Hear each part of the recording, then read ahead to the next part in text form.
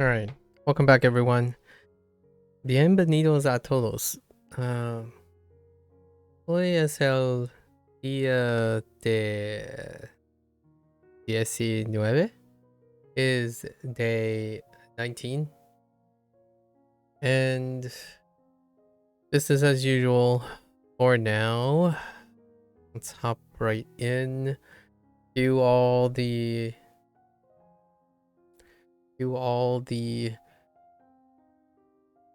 Spanish memes. I don't know. Spanish or vanish, I suppose. Kidding. All right. Not much actually happened. Yes, not much in terms of vocabulary. So the main focus for yesterday was plural. Plural, plural, plural. Plural plus we plus they. So nosotros, nosotras, nosotras,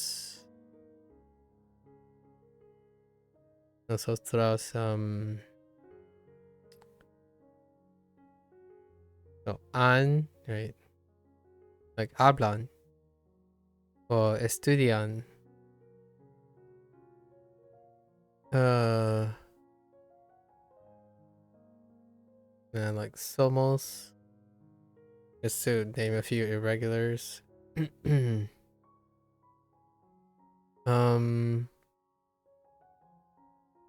Son. Then our only unique one. We had a few unique ones. Jugador. Jugador.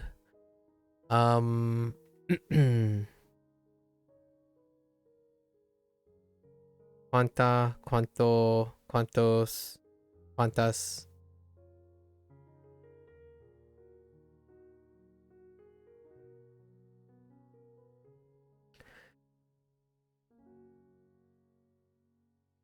I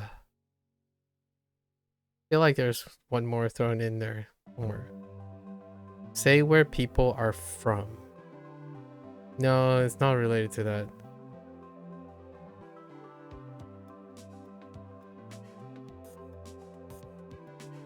There really wasn't that many things. I thought.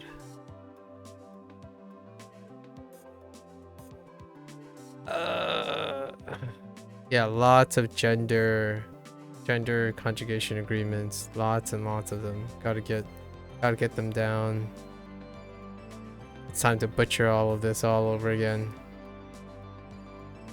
Yeah, there's one more thing somewhere, but I don't remember it.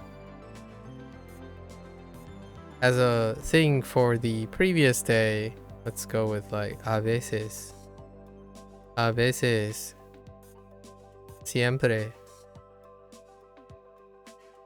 Oh my gosh. Siempre. Nunca. Otra vez. Oops. Wait a minute. Yeah, otra vez.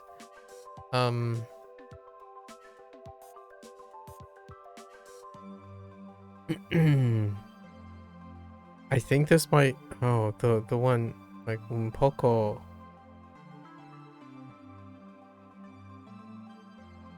It might actually be a frequency thing. There's like fines, like ends. Los fines de semana, for example. Oh, vacaciones. That's probably the one unique one. Las. Right, las vacaciones. And that's not how you spell it.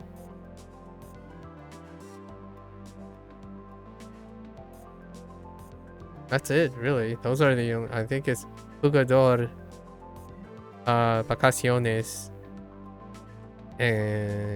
cuánto, cuánta, cuántos, cuántas. Okay, so for our 3 podcasts, One, was I on the mark again? I feel like I have like a 30% success rate. It feels like most of the topics are pretty, dare I say, generic enough that it's whatever. The one was called Study Habit. And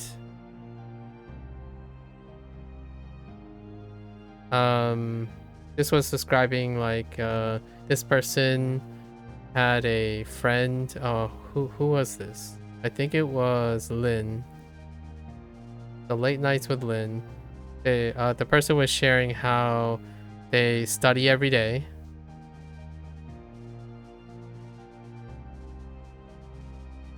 I think they might actually use the audio for daily instead of like a todos días, uh, a todos días, or something like that. So they studied every day, and then they study at home with their friend on Tuesdays, right? And Lynn was like, well, I usually just skip studying and go straight for the nap, because that's Lynn. Lynn sounds like a wonderful person to hang out with, right?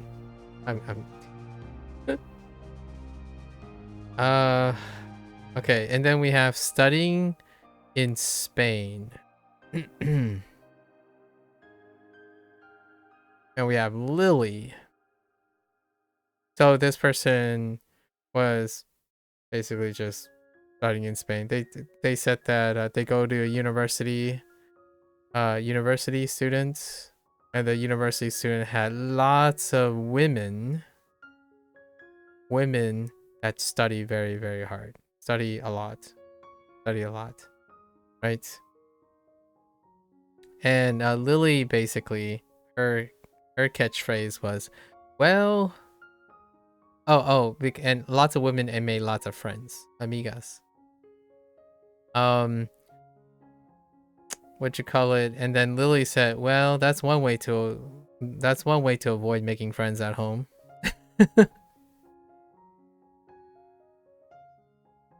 That's one way to avoid making friends at home. Yeah, that's Lily for you. And what was the last one? School hallway chat. It's another weird one here. So I feel like they deliberately make these weird for Lucy ones. So this is a Lucy one, and they were talking about specifically it's two guys chatting. So two guys chatting, and one asks, hey, how many girl friends do you have in class? And the one guy's like, no, I don't have any girlfriends. Like friends that are girls. And then the other guy's like, don't worry, we're friends, right? So two guys, buds, bros, right? Bros. And like, oh, okay, that's nice. I'll see you tomorrow. And then Lucy's like, wait, why are they so concerned about the number of girl friends? Must be some recruiting for some secret operation. That's Lucy for you.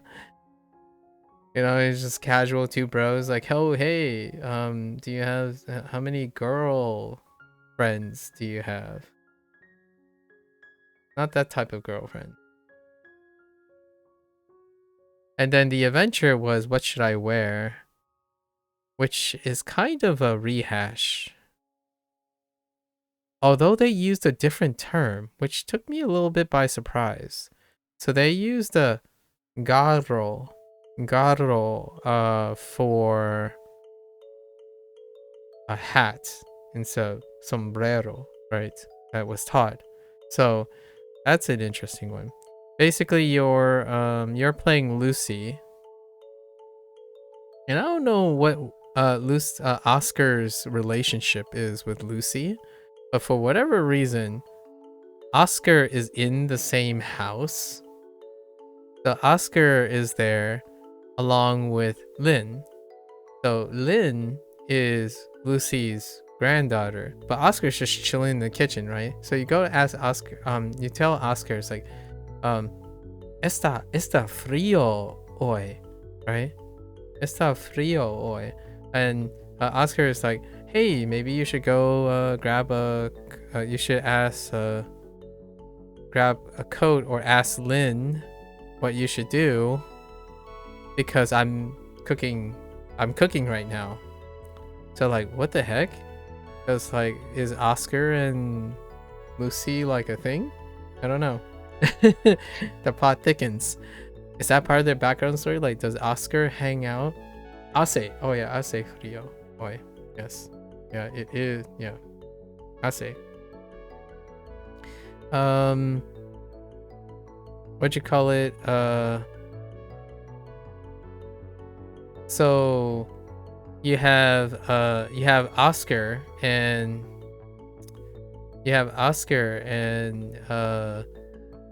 just cooking, and they're like, okay, so Lynn says, why don't you go grab a coat? So you go to the closet and grab a coat. And then you go back to Oscar. And Oscar's like, it's really, really cold. You should try grabbing a hat, which he used the term garro. Which when you click on to get the hat and you click on it, it says sombrero. So I'm kind of curious, maybe they had a change before in introducing which ones, but it ended up being a hat. And then, you know, you're ready for the goro. Gora is like a cap. I mean, gora. Oh yeah, it's gora. That's it. Yes. And it kind of looked like a cap. But then when you clicked on the icon for the cap, it's sombrero. So I'm not familiar with this term. So that was a new one. So I'm wearing, I understand what a cap is. Yeah, I get it. Yeah, so it's a little weird. It was a little weird there. I think that's the only thing that popped up. All the rest of the vocabulary was fine. So you're ready to go out, basically. Same house. So I don't know what it is with Oscar and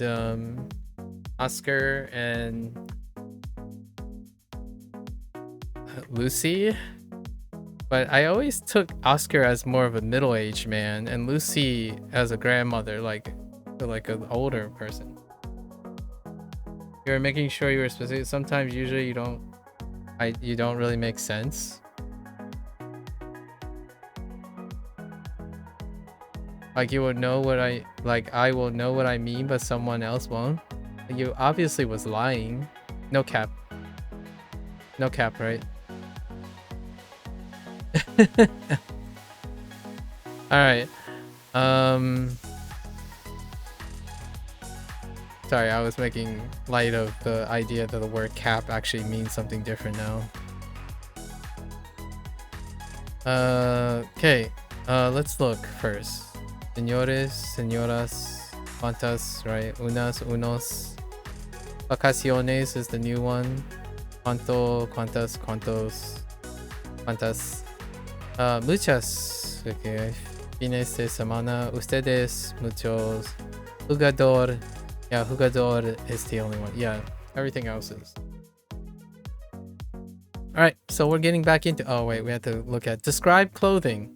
Hot dog. This is probably where the... Gorra comes from. Yo estoy contento con mis... zapatos. Zapatos nuevos. Tú tienes un vestido rojo. So that's a repeat. ¿Quién usa pantalones? Okay, we finally got some. We got some lower body items now. You know, we got our shoes, we got our legs. So, pantalones. Sonia, ¿tú tienes unas carreteras bonitas? Recycling. But these are not technically recycling because now we're doing plurals. So you can see that nearly most things are trying to get plurals in. So I'm guessing they didn't use pantalones and zapatos because they're plural. Like, so yesterday was the first time, vacaciones was the first time they used a noun, like an object or location or something that is inherently plural. So I'm guessing that's why they did introduce that early on. Just baby steps. And then Duo necesita muchas camisetas verdes. Yeah, camisetas is one of the earlier ones too. All right. Oh yeah, and then here's the grammar point for it. You know, zapatos verdes. Add s to both the adjectives and the nouns if you want it to be plural, but come on. I mean, yeah, true. but still, like inherently, like they're very commonly unpopular. But I'm not sure. Can you vacación? Yeah, I think vacación is a thing, right? How often do people say vacación instead of vacaciones? Like it's kind of like there are, I'm not saying they're exclusively that, but they're very commonly as pairs, like socks. Like, hey, I bought you a sock. Or I got a shoe for you. It's like, oh man, I'm gonna put on my shoe. But anyways, I think that's where they were going for. In English, we say my shirt and my shirts, but in in Spanish, if there are more than one shirt, you would add s also to words like my, your, and hers. Yeah, that's also a special thing, right? Yeah. Yes. Mi, tu, su, camisa, and then mis, tus, sus, camisas. Oh boy, here we go. And so it begins. I want to butcher all my S's as well. Alright. Imagine if English had something like that. I'm trying to think about how that's gonna work.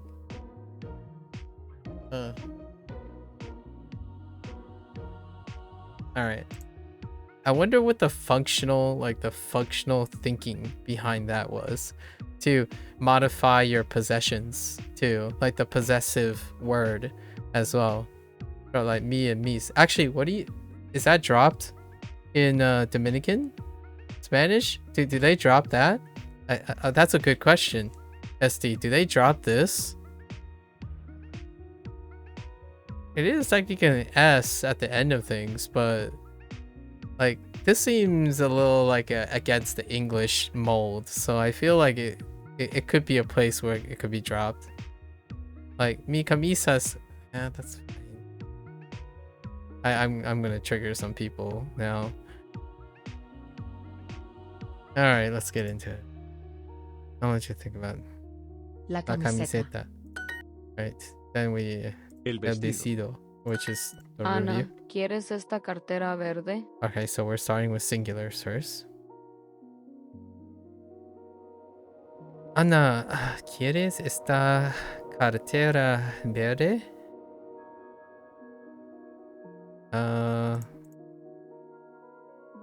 ¿Esta? La cartera verde. Oops. Nice. That's fine. Verde. Mañana quiero comprar una cartera verde. Mañana quiero comprar una. An item? Mañana quiero comprar una cartera verde. Oh my gosh. Cartera. Cartera got like kind of Verde. lost there a little bit. Mañana quiero comprar una cartera verde. Oh, no, no. I mean, it's good enough. Yo no uso carteras grandes. And then there's the plural. Carteras grandes. Yo no uso carteras grandes.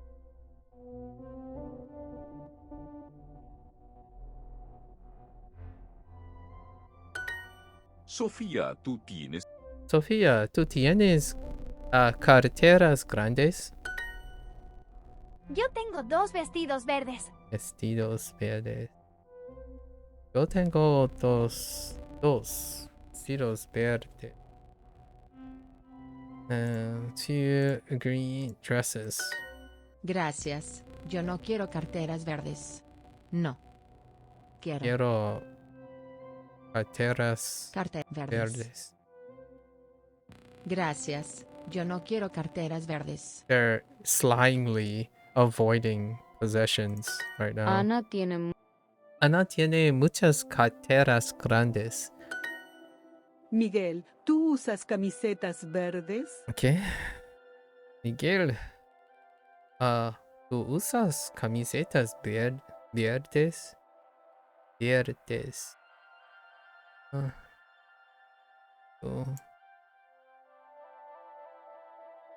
Oh. That's an interpretive liberty right there. Wait, can I use that?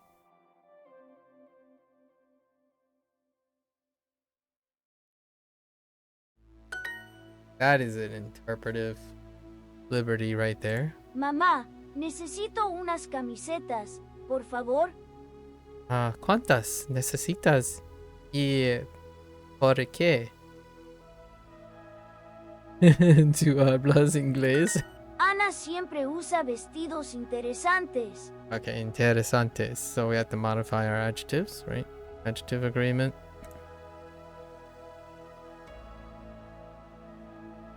Oh no!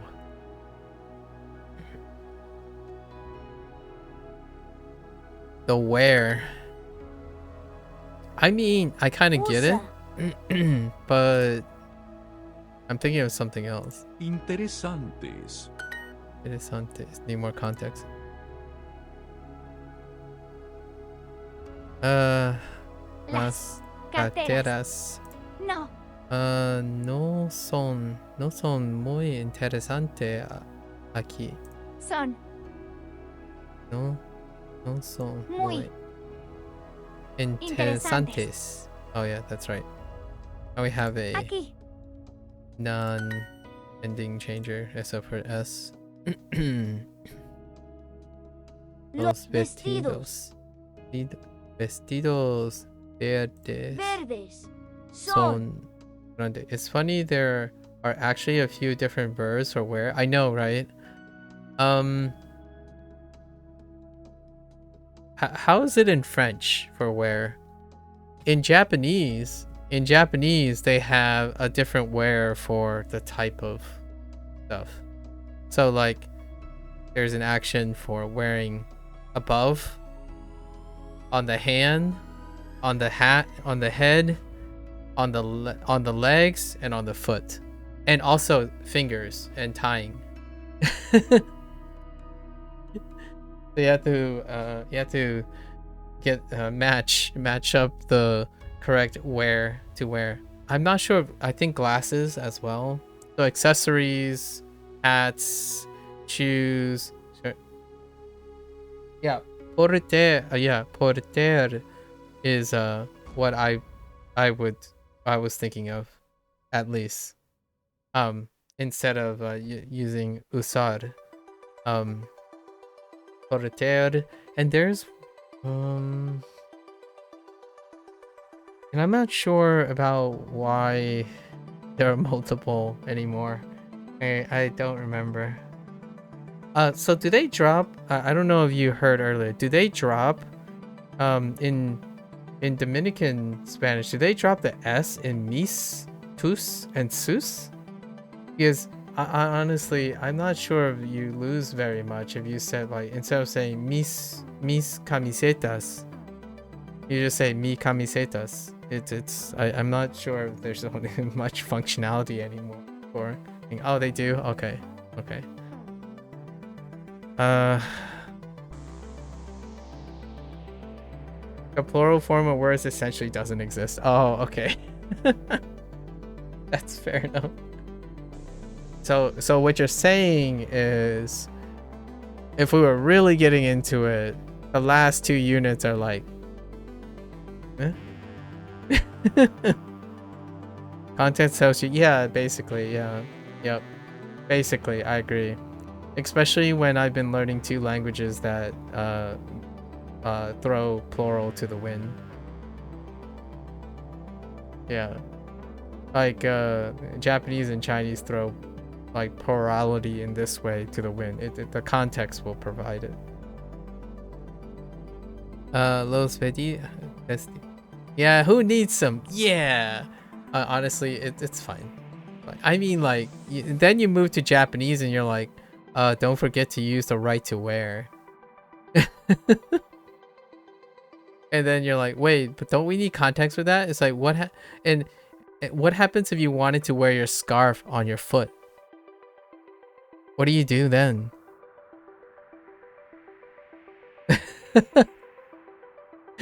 These are the weird questions I want to ask Japanese people, but it could come up. Like, what if you really want to actually say you're wearing your shirt around, you're wearing your shirt on your legs? So do you like use the verb, the predicate for wearing a shirt, but then you use the context to specify it's on the legs? Yeah, or around the waist, and then that would involve wearing it like tying, which is a different verb as well.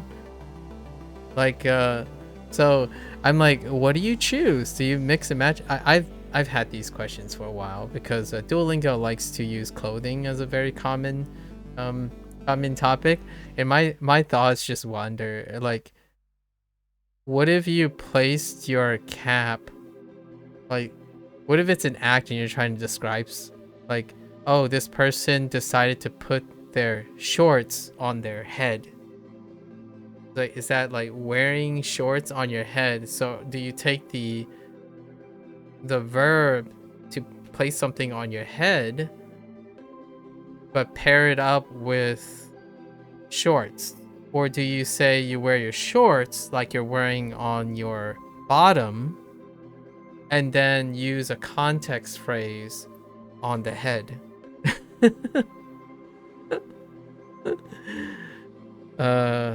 I don't have enough, like, I didn't read enough Japanese and stuff to really know these things, but it does raise some interesting questions about being specific. I think English most definitely leans on the just talk more and it'll make sense. English does that, like, oh, I don't understand you, just use more words, just throw in more words, like, just keep talking, go on, talk more. I remember watching maybe 2 or 3 linguist-esque people who talk about this, about English is a descriptor language, so it's required that you have more descriptors. Context is fantastic and all, but being incredibly descriptive is the name of the game. So if you want to be vague, using language like Japanese are not vague even in short terms a lot of times compared to English. Like, I'm okay. What do you mean by you're okay? Are you barely getting by? Or are you doing really well? That's boring. Are you mid?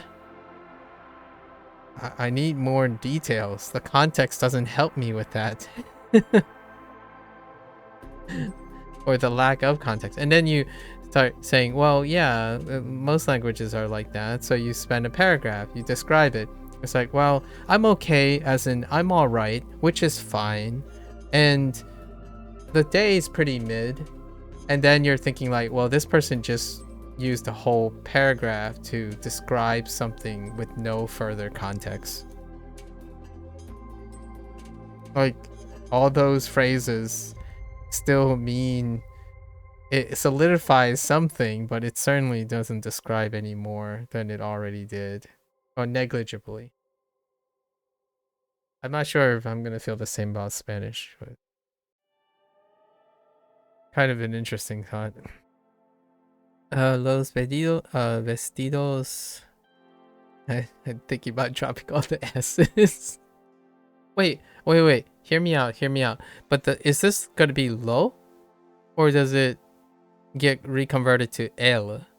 So do you do like el vestido, vestido? Oh, wait. Which one is it? Sorry, no plural. You just el it, as opposed to like dropping the S from. Wait. So is this gonna be lo vestido, or oh wow, lo vestido verde son? Oh, that's cool. Interesting. Very interesting. Grandes. Las. And so this would just be la camiseta. La camiseta aquí. Aquí son. What do you do with son? You just keep son because there's the end with that. So son muy interesante would be it. Yeah, man, that's crazy. That's so different. Oh, that would for someone who like speaks Dominican Spanish, this would be a trip. In my opinion, this would be such a trip. Like here we go again. Let's just like las.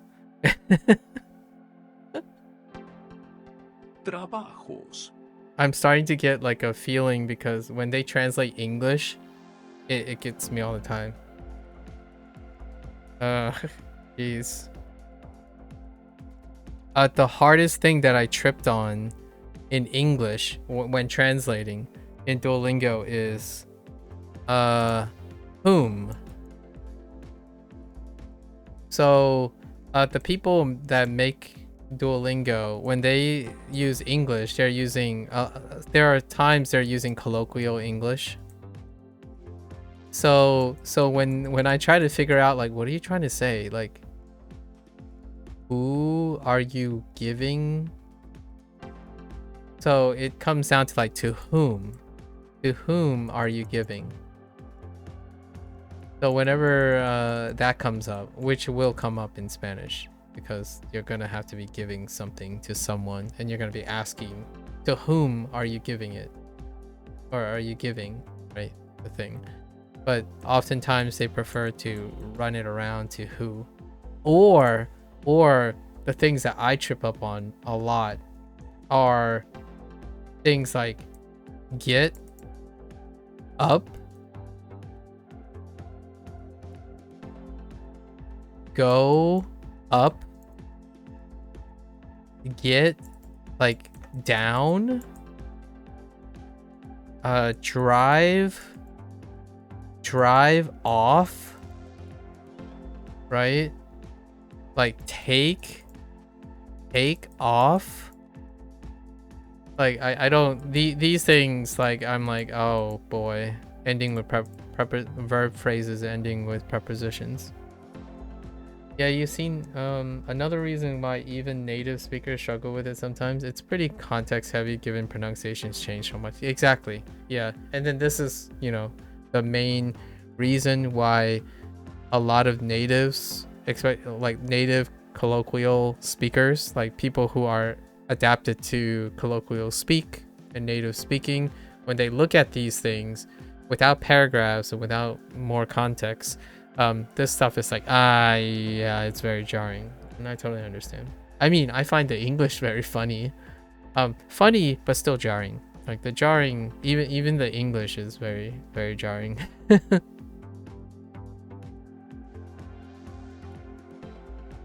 You've seen that sometimes. You have a Spanish person from Spain I watch, and the sentences she had to translate for English are casual and are not one-to-one with Spanish. Yeah.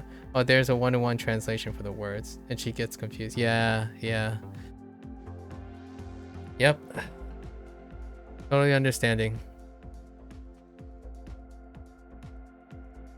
I don't know how often people use verb phrases that end in prepositions. For me, I typically avoid them. I usually end with a direct object or some sort of object. So, what's a good example?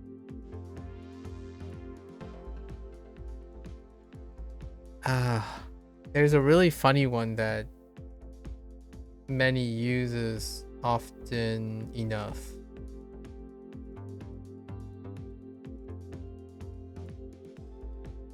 It might come to me at some time. Like, oh, it might come. Like, oh, like come to me? Like to you? Usually, like you wouldn't say that. You would say, or I would say something like, "Oh, I'll get it eventually," right? But sometimes, you get like, "Oh, heck off," or like, yeah, I it's so hard for me to think about examples. I can only hear the examples, and then I think to myself, "Oh, that's a good one." But since I don't do it very often, it's so difficult for me to pick out the examples. It'll come to me. We'll think about it. Las Camisetas. camisetas. ¿Ne? Aquí. Aquí son Muy interesante. Does this interesantes. go 1-to-1? Honestly, I kind of want to put aquí at the end, but that's fine. Los zapatos. Los zapatos. Unos vestidos nuevos. Unos vestidos nuevos. More stuff. More plural stuff.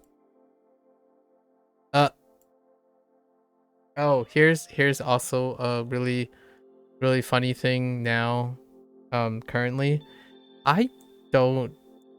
In my head, I don't care where you put your adjectives. Like, what I mean is, if someone decided to speak in English and they just place their adjectives at the end, right? Like afterwards, like in the same order, I'm more used. I have more languages that place it after than place it before. So, like, growing up with my parents, and we're speaking, it doesn't really matter. Modifying words just go everywhere. Like, in fact, it kind of was a little detrimental to my writing, to my English writing for a while, where I would place like, in Chinese there are things that are in very specific order. So, but the English language, you can do that. You can place it that way, but they're not like natural, so to speak. They're not like native sounding. So when you're writing them, it's like don't do that. I'm like, oh, okay. So nowadays, like, yeah, some new dresses, but if you say some dresses new, it's fine. Like I would totally get you. It wouldn't be any different or any shorter or any weird feeling than saying some new dresses. Or even saying dresses some new, right? Dresses some new. Or some of dresses new. Some of dresses new.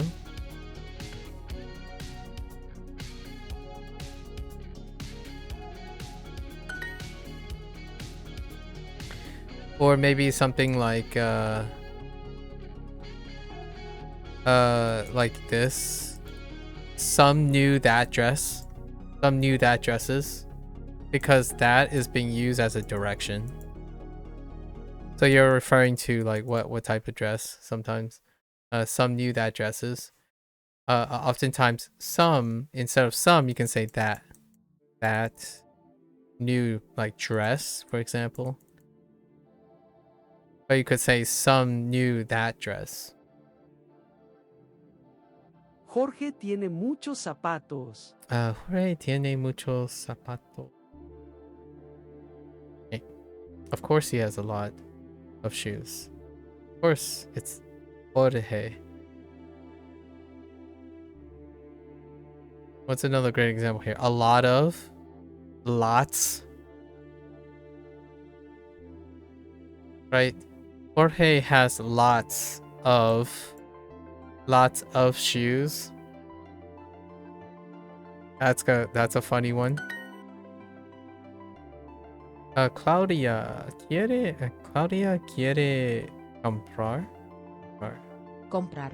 comprar unos zapatos y vestidos nuevos en esta tienda de ropa. De ropa, I said le. Yo no tengo carteras bonitas. Yo no tengo carteras bonitas.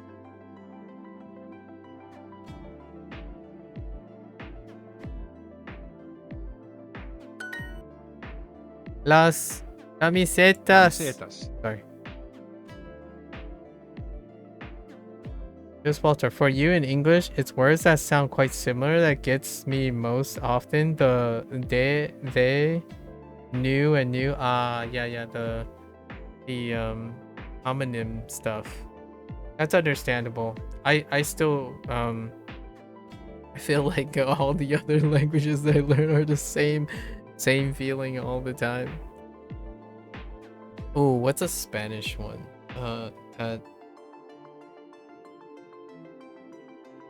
The earliest one I got was this one for Spanish. Más cosas. Right? These are two separate words. Más cosa.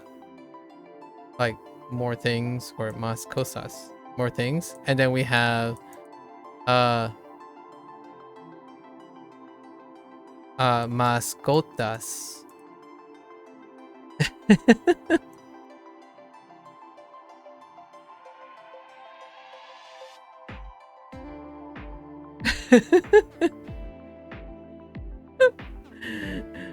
I had this error in the beginning. I was like, wait, what do you mean you want more things? It's like, no, you have pets. And I'm like, oh.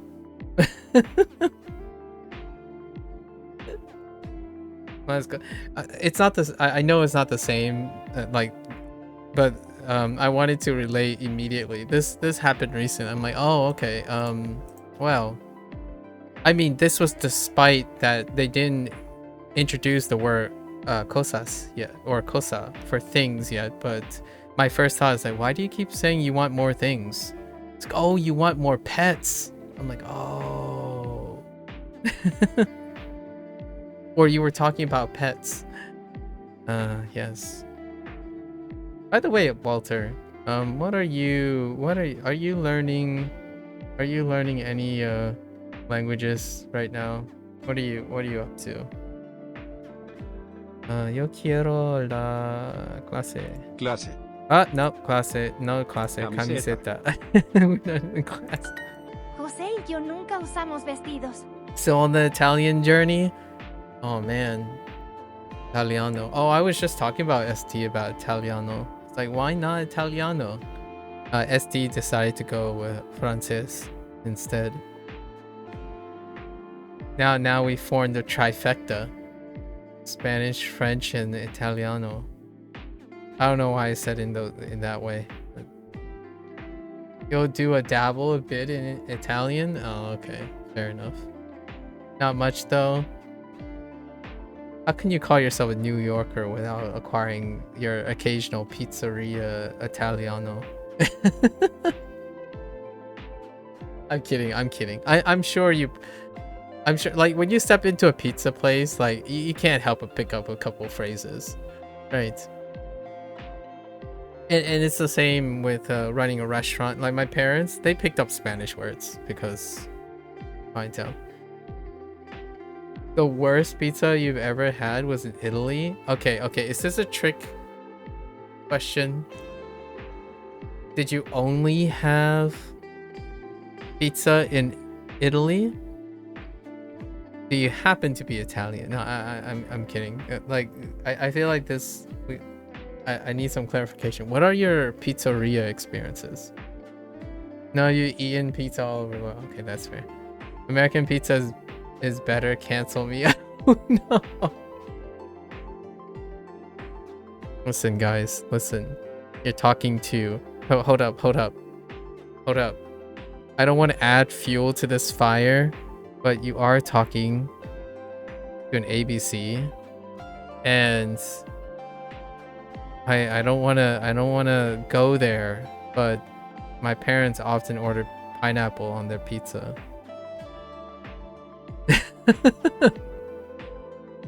Not that we don't have pizza very often, but that's already happened. So let's not go there. But I'm a New York, like I'm technically a New Yorker, so I like my New York style pizza for sure. I did go when I was down in Maryland. I did go out of my way to find one place that did Chicago deep dish in Maryland. It was pretty good. You know what I haven't had a chance to have yet? A New Haven pizza. I feel like going on a road trip and driving to Connecticut. Is it Connecticut? Oh no. This is gonna be so embarrassing if New Haven's not in Connecticut. Okay. I'm fine. I'm safe, y'all. I know my cities. New Haven is in Connecticut. Okay, we're fine. But I haven't had the new buzz of New Haven pizza. Like they're like trending hard. You know, I still haven't gotten my hands on some New Haven pizza from Connecticut. But to be fair, your sister ordered the pizza and thought the word meant something different, and we got a fish pizza, and you just couldn't handle. Ooh, anchovies? Hear me out though. I'm also an anchovy kind of person too. I totally do be slapping on some anchovies on the pizza. I'm not sure if I could have sworn there is some form of Italian pizza that use anchovies. Don't crucify me. I'm not a pizza connoisseur, so I eat pizza when it's offered. As in, like, lots of my peers back in the day eat a lot of pizza. So heck yeah, social eating. That's my pizza enthusiasm. Now if you're talking about milk tea, we're gonna have, oh, it was anchovy pizza. That's fair. It's very pungent, so not for everyone. Yeah, anchovy goes in a way of like a massive like it's a leap. Yeah, I figured the first thing I can think about is anchovies. Yeah, it's not everyone. Definitely not for everyone. And of course, pineapple, not for everyone. And cilantro. Earlier we were talking about cilantro. What is the... You thought fish pizza would be illegal in Italy? Some parts umami, like the umami in anchovy is well known, I would say, but man, it's not for everyone. It's like durian. Durian's not for everyone. Or natto is not for everyone. Kimchi is not for everyone. Mala, like anything mala, like from Chinese cooking, like the numbing mala can really put people off. Or like tripe, right? Tripe. I could list so many probably because I think a culinary exploration is fantastic for better or for worse. So it's cool that you found out that fish pizza is not for you, or anchovy pizza is not for you. You know, I like the bravery. The bravery was like, even perhaps even if it's accidental. One thing you never had is sushi other than some store-bought sushi, and I would love to go to a place. Do you not have one accessible? Try different ones. Mondongo is a very common Dominican tripe stew. Oh, that sounds delightful. You know what I usually have when tripe is in there? A bowl of pho. Tripe and tendons. Oh, so good. Sorry for making weird noises. Tripe, tendons, any like collagen stuff. Oh, jeez, sign me up. It's 3 hours away for the next sushi place. Are you landlocked? It's like, tell me you're not from Montana or something without telling me you're not from Montana or South Dakota or something. Not that I'm assuming you're American, but I'm trying to pick a place that is like so isolated and remote that you have to drive 3 hours to get some sushi. Food makes you make weird noises too. You get it? Okay. I've become far more expressive in my later life. You're actually next to the ocean? Oh, that's a crime. Well, hear me out though. If you don't have sushi, you've got to have like, I don't know, lobster rolls, steamed crabs, right? Like oysters, raw oysters. You got to have some pubs nearby with like your fish and chips. I know I'm saying fish and chips, but you know what I mean. Like you got to have others like, right? Shrimp scampi, like some other type of seafood location, right? I'm sorry. I'm like, for the record, guys, I don't eat until after I stream, so I am salivating a liter right now. You live in a town with 700 people. You have a grocery store and a kiosk that does burgers. Oh, remote. Nice. Very remote. The great outdoors must be fantastic then, I would imagine, right? Hiking or oh no, please don't tell me you live in the middle of a desert. I can think of a few places where like if you have a small town, it could just be next to a desert or something. Deserts are pretty, but I don't know. You've seen one of your outdoor videos in Discord. I think I sent one where you touch some grass. Oh,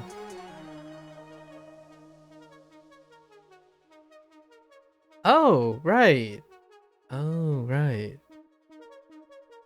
I didn't realize you live in such a small town. Yeah. Now I know who you are. Got it. Was your name always just Walter?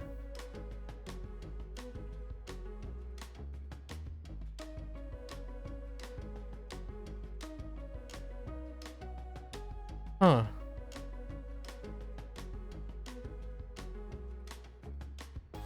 Was it always yellow?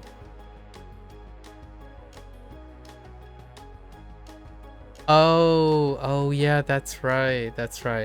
Yeah, the moment you said you show a video, that's the like an image. I was thinking of the image, the one that was of the mountain, and then you had like some tree foliage, and then there was a big draw distance. That was the picture I was thinking of.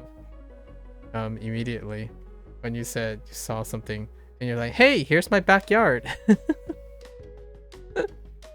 That's right. Right next to an ocean and do not have sushi, huh? Interesting. We'll see.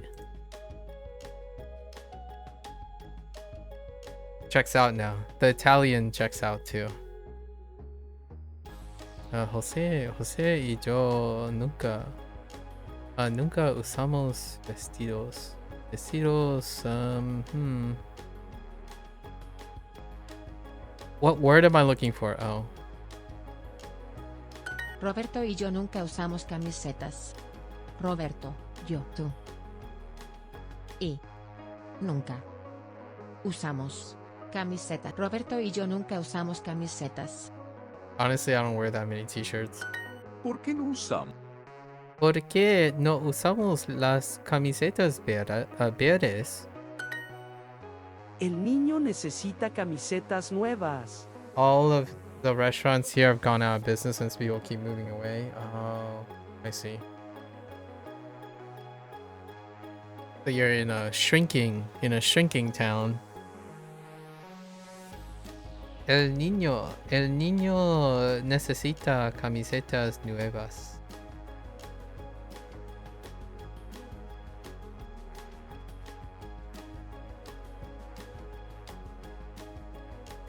Las carteras son nuevas y bonitas. Las carteras nuevas son bonitas. ¿Qué? Las carteras son nuevas y bonitas. Son. Y Oh, yes, compound adjectives. Yes, compound adjectives, right. Los vestidos verdes son muy bonitos. You'll be lurking, eating some food, and heading to bed shortly? Yeah, no worries. Good night, thanks for stopping by. Thanks for stopping by. Anchovy pizza. Los vestidos verdes son muy bonitos.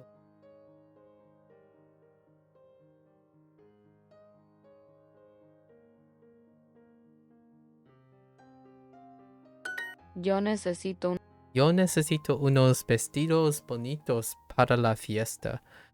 Okay. ¿Necesitas ropa nueva para el trabajo? New clothes for work? Can't relate. Sí, quiero comprar unos vestidos bonitos. Buy some pretty dress, sure. There's the nosotros. Nosotros. Nosotros Necesitamos. necesitamos vestidos y camisetas para la fiesta. Y camisetas. Para la fiesta. Oh, you know what I'm really addicted to when it comes to Duolingo stuff? On the mobile side, like you can just do I like the exercise where you're just speaking into the mic. So it gets so addicting, like, oh, how fast can you read? Like boink, boink, boink. So you just keep like hitting the mic as fast as possible. Because you don't have to type. Honestly, man. Does it sound like am I a boomer in this? Like, is that a boomer comment? Like, sometimes I feel like typing is just overrated. Kidding. Sorry, that might have been a very hot take. But boy, howdy, I might use the text, speech to text function more often on my phone because of Duolingo. I should test out how accurate it is, honestly. Maybe I'll do a few things in the future. I need to get a new phone, and we'll use that phone as the vehicle for capturing this year. It has been 4 years. Dang. We're going into the 4th year. I don't even miss it. I used to get like a new phone every 2 years ish, and 4. Okay. nosotras. All right, sure. Nosotras No. necesitamos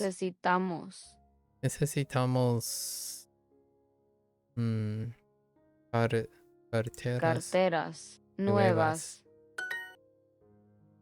Amanda y yo.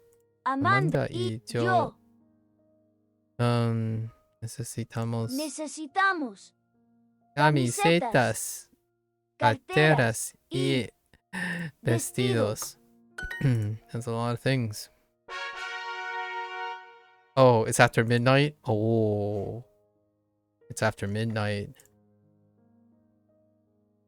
Rojo. Los pantalones. ¿Necesitas estos zapatos?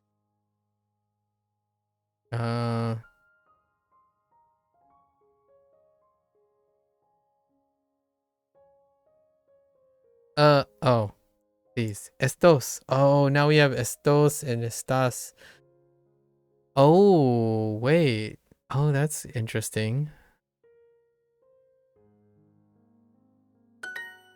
I forgot about it being estos instead of estes. Or Estos. Estos. oh, estos. Yeah, estos. Estos. Mi perro no usa pantalones. Stress. I was stressing the wrong syllable there. Mi perro no usa pantalones. What the Okay, thanks. Thanks for the share, my man. Los zapatos rojos son nuevos. Los zapatos rojos son nuevos.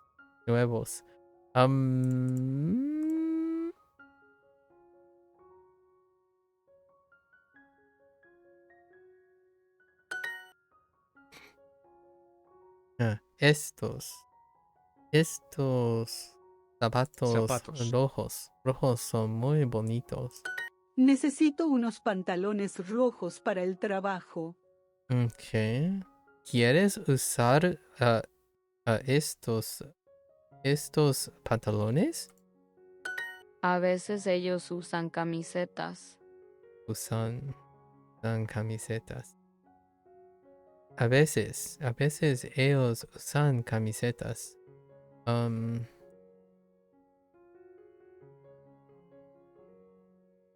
Los hombres usan camisetas verdes en el concierto. Los hombres.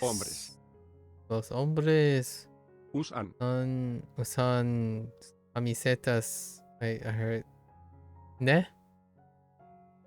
Tener camisetas. En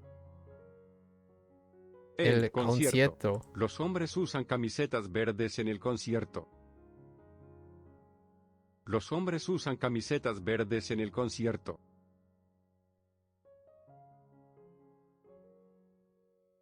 Verdes. Los hombres usan camisetas verdes en el concierto. Okay. Las carteras rojas son nuevas. Las carteras rojas son nuevas. Okay.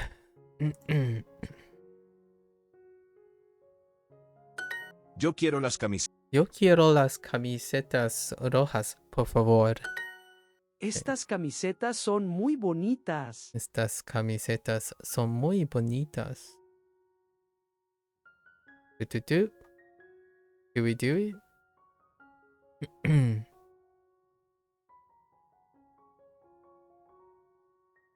¿Quieres comprar estas carteras rojas?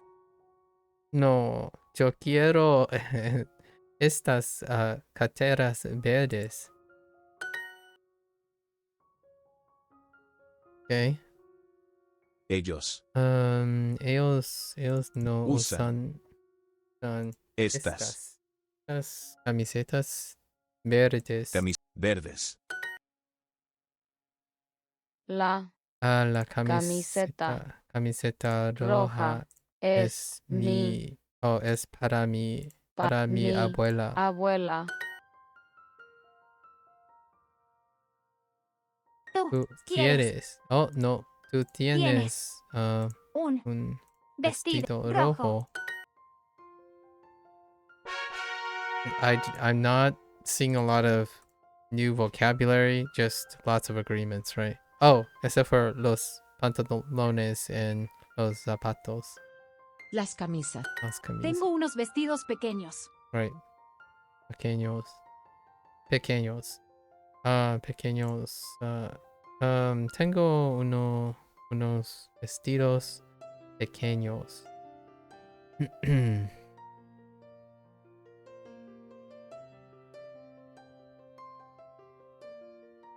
Estos vestidos Estos vestidos son muy pequeños. Oh no, I said it like a question. I'm like, Estas okay. camisetas son pequeñas. Estas camisetas son pequeñas.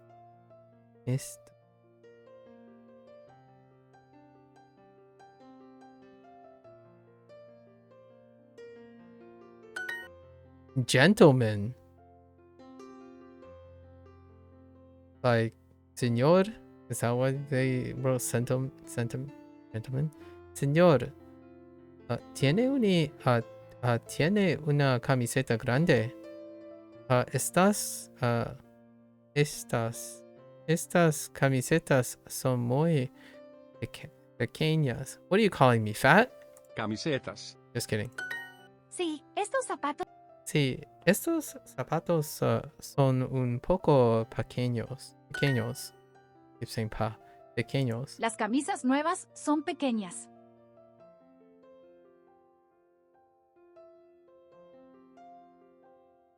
Mamá, ¿por qué usas mis zapatos? Mamá, ¿por qué usas mis zapatos?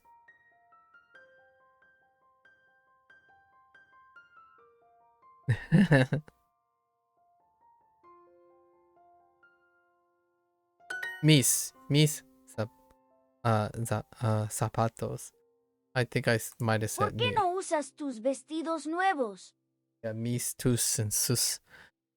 ¿Por qué no usas tus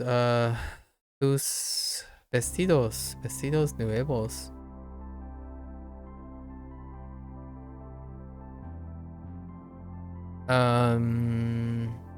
How is this being phrased? Why don't you wear your new dresses? Jeez. Tus.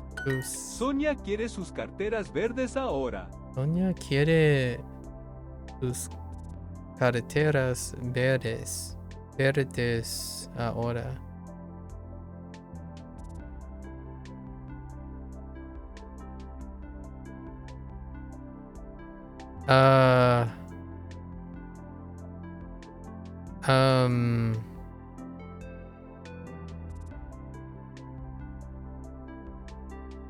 Oh.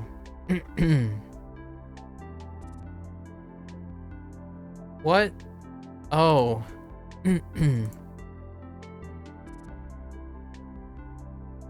Oh, ¿Ustedes jeez. necesitan zapatos nuevos otra vez?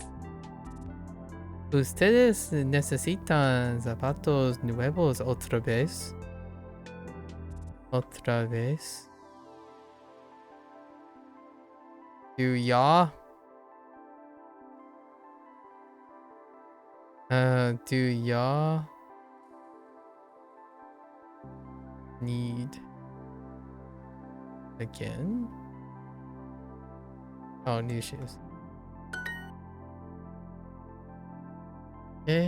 Los hombres necesitan comprar unos zapatos nuevos. Mis amigas siempre necesitan muchos zapatos. Mis amigas siempre necesitan muchos zapatos. Okay. Why don't you wear your new dress? How does it work? ¿Por qué? ¿Por qué no usas tus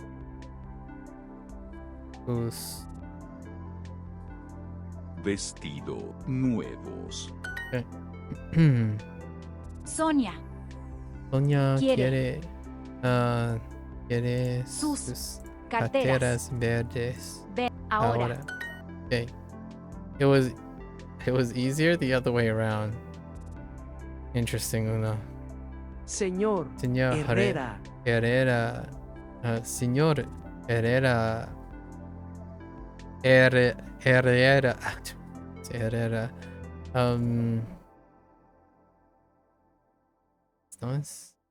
Are these your estas? Estas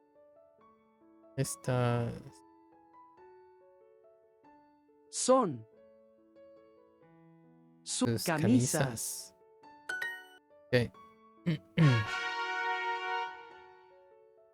All right. We're off. Ellos no usan estas camisetas verdes.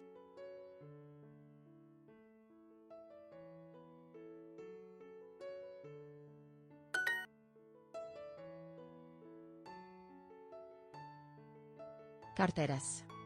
Those are a lot of bags. Tengo unos vestidos pequeños.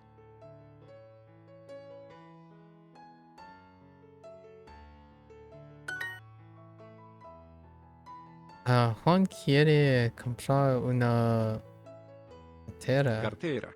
cartera para su mamá y una cartera para su novia.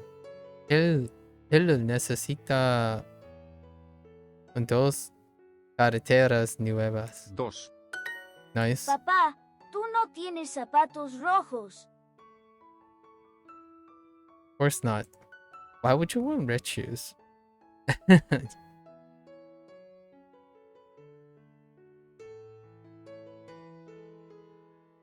Mi jefa siempre usa vestidos bonitos. Mi jefa. Mi jefa. Mi jefa usa estos vestidos. ¿Bonitos? Mi jefa siempre usa vestidos bonitos. Okay. ¡Ah! That startled me. Siempre. Oh. ¿Por qué no usamos las camisetas verdes?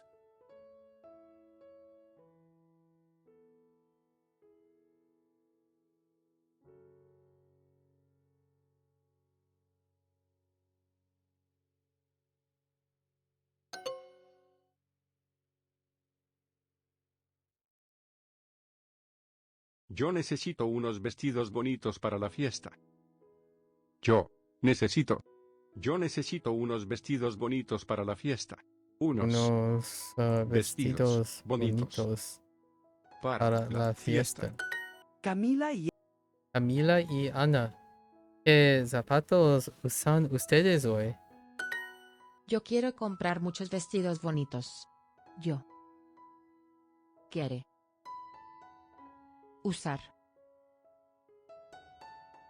Muchos vestidos. Bonitos. Yo quiero comprar muchos vestidos bonitos. Oh, okay. Usar. Yo quiero comprar muchos vestidos bonitos. Ah! Jeez! Oh, yeah. Wrong. Juan y Okay. Alberto. Juan y Alberto, ¿ustedes usan los zapatos verdes? Dude. ¿Por qué no usas tus vestidos nuevos? No. Usas tus vestidos nuevos. ¿Por qué no usas tus vestidos nuevos? Mi jefa siempre usa vestidos bonitos. Usa. Siempre. Vestidos bonitos. ¿Por qué no usamos las camisetas verdes? Yo quiero comprar muchos vestidos bonitos. Comprar muchos vestidos bonitos. All right. Feeling a little lethargic today. Very lethargic. Juan y yo nunca usamos zapatos rojos. Ana quiere un vestido verde. Verde. Sus camisas son muy pequeñas. María tiene 3 carteras bonitas. Bonitas. Necesitas ropa nueva para el trabajo.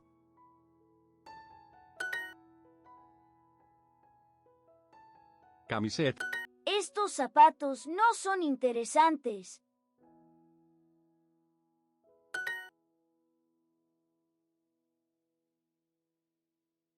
Zapatos. Lo siento, yo no tengo tus camisetas nuevas. Lo siento, yo no Tengo. Lo siento, yo no tengo tus camisetas nuevas. Camisetas nuevas.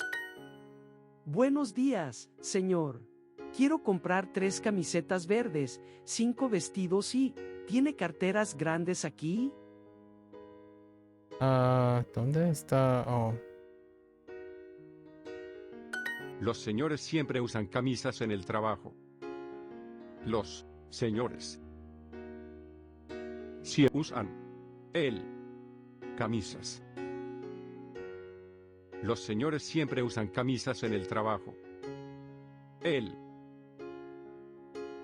Los señores siempre usan camisas en el trabajo. En el trabajo. Interesting. No article there. Yo no quiero estas camisetas pequeñas.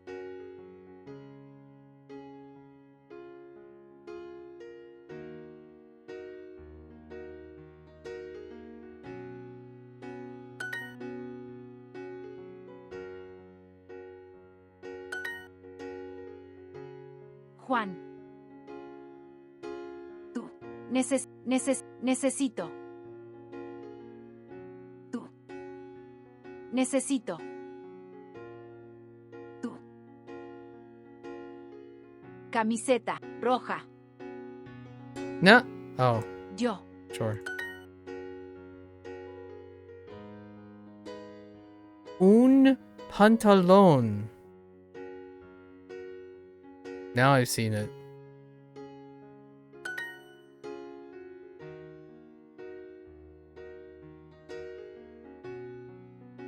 Nueva.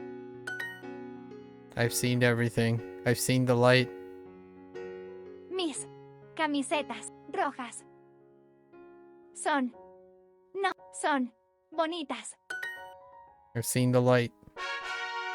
Alright, hit me up with this story. I need some story time. La persona perfecta. Oh boy, that's an Eddie. Bea va a un restaurante con su amigo Eddie. Okay. Hola, Bea. ¿Cómo estás, Eddie? Tengo una cita con una chica esta noche. Okay. ¡Qué bien! He has a date? Sí, pero estoy muy enfermo. Ah, lo siento. I'm pretty sure these are curated. The story ones are definitely curated. Estoy muy cansado. Because of how emoty they are. Y tengo frío.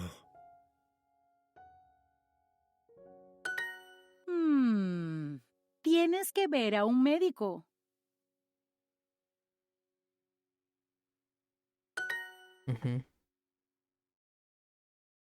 No, estoy bien. Tengo una cita esta noche. No tienes que ir a tu cita. Yo conozco a la persona perfecta para ti. Conozco. Yeah, conozco.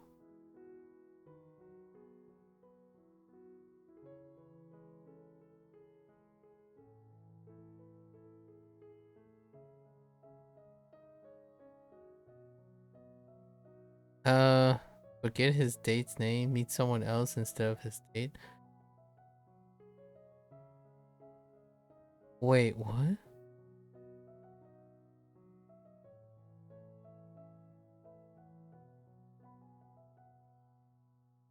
Yeah, I guess. ¿De verdad? Sí, ella es alta, inteligente. ¿Y es divertida? Sí, ella es muy divertida. Ella es perfecta.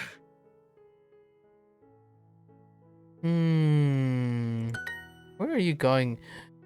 Dog. Pedro. ¿Cómo se llama? Doctora Hernández. Oh, well played. Well played, Bea. Doctora Hernández. Tienes que ir a su oficina ahora, porque estás muy enfermo. Wow. Well played, Bea. Well played. Well played. Perfecta. Es verdad. Esta noche tengo frío. Cansado. Alta. That's a good one. I was thinking they were gonna pivot to like a dog or something. La persona perfecta. Bea va a un restaurante con su amigo Eddie. Hola, Bea. ¿Cómo estás, Eddie?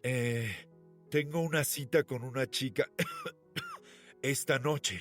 He sounds a little bit like he's holding his ¡Qué nose bien! too. Sí, pero estoy muy enfermo. Ah, lo siento. Estoy muy cansado y tengo frío.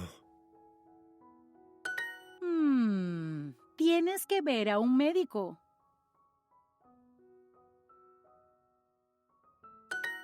No, estoy bien. Tengo una cita esta noche. No tienes que ir a tu cita. Yo conozco a la persona perfecta para ti. ¿De verdad? Sí, ella es alta, inteligente. ¿Y es divertida? Sí, ella es muy divertida. Ella es perfecta. We're just talking about like ¿Cómo se looking llama? for partnership. Doctora Hernández, tienes que ir a su oficina ahora porque estás muy enfermo. De verdad. De verdad. Really? Yeah. Persona. Tengo frío. Esta noche. Chica. Alright. Alright, let's get to typing. Time to blunder everything. Negocio. Negocio. Mamá. Mamá. Correo electrónico. Correo electrónico. Verde. Verde. Sofía, Sofía, ¿tú tienes carteras grandes? Grandes. Grandes. ¿Cuánto? ¿Cuánto Somos. somos? Mucho. Mucho, ok. tú tienes Tú tienes muchos vestidos interesantes. Ana, ¿quieres esta cartera verde? Bebe, verde. Yo no uso carteras grandes. I don't wear Oh. El vestido verde es muy bebe, verde. Esta mujer. Esta mujer. Tiene unos Un vestidos interesantes. Papá, tú necesitas una camiseta verde. Buenos días, señor. Quiero comprar 3 camisetas verdes, 5 vestidos y... ¿Tiene carteras grandes aquí? ¿De dónde es tu eso? No, es ropa. Las carteras verdes en vestido verde. Papá. Oops. I need to Hello? Okay. Papá, necesitas una camiseta verde, verde. Okay. Las carteras no son muy interesantes aquí.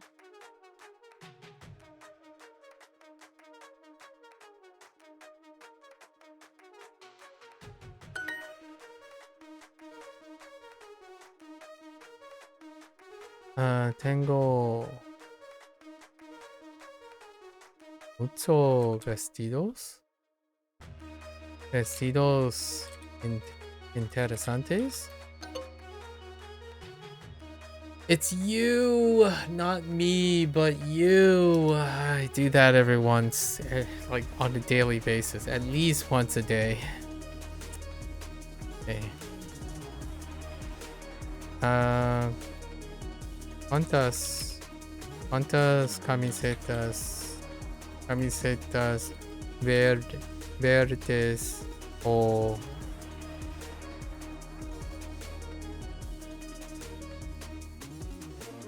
necesitas?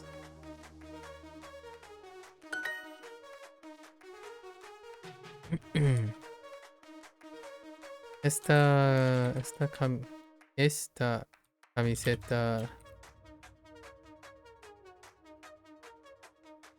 camiseta es muy bonita.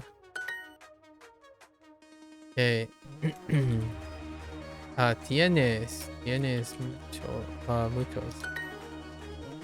Okay.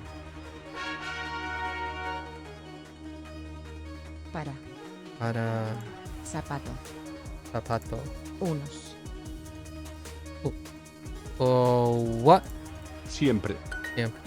Las camisetas verdes no son bonitas. José y yo nunca usamos vestidos. Hijo, ¿necesitas zapatos nuevos? Roberto y yo nunca usamos camisetas. Camila y yo necesitamos vestidos nuevos. Nuevos. Nuevo. Las carteras son nuevas y bonitas.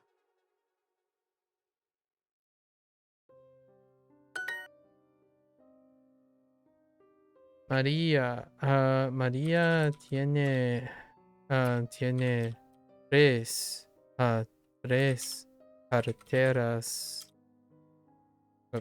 carteras bonitas. Hola, papá. Soy Bruno. Luis y yo necesitamos camisetas nuevas.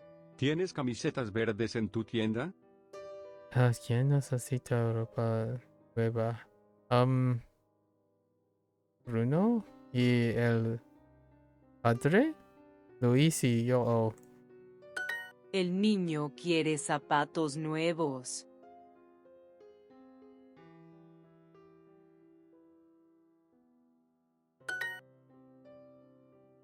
Yo necesito unos vestidos bonitos para la fiesta. Okay. para la fiesta. Bonitos. Unos vestidos. Tienda favorita. Bonitos. Okay.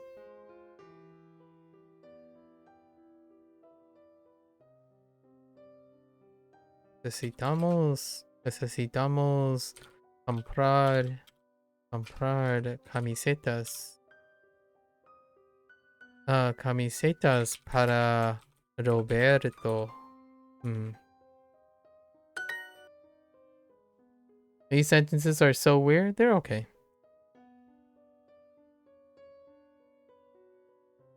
Yes, hi again.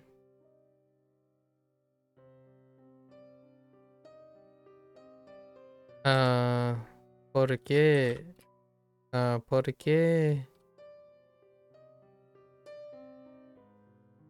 usamos? ¿Por qué usamos camisetas verdes? ¿Verdes?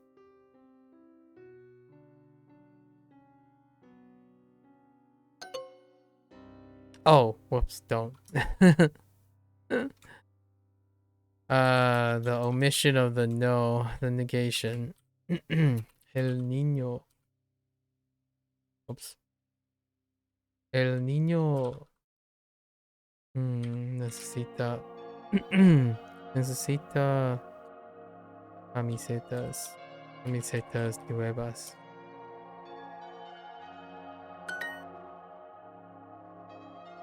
Mi novia tiene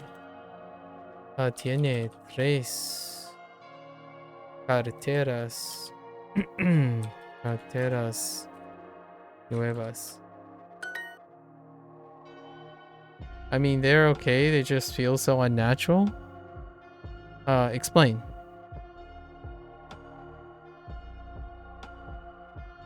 I don't necessarily like the buzzword about natural, but explain.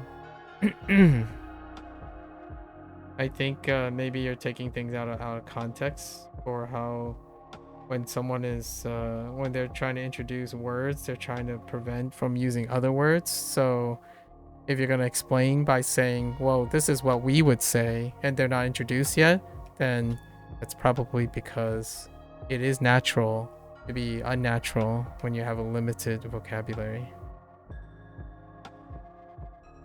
It's probably one of the things I usually say. But I'm kind of curious how it feels unnatural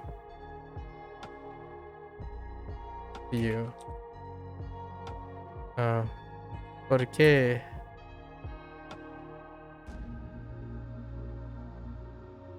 No usamos.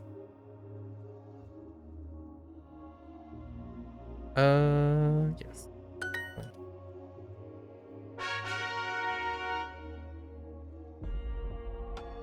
Mamá. Mamá. Escribir. Escribir. Triste. Triste. Pantalones. Estas camisetas son muy bonitas. Mensaje. Mensaje. ¿Cuál? ¿Cuál? Pantalón. Pantalón. Single pant. Bebé. Bebé. Sonia, estos vestidos son muy grandes.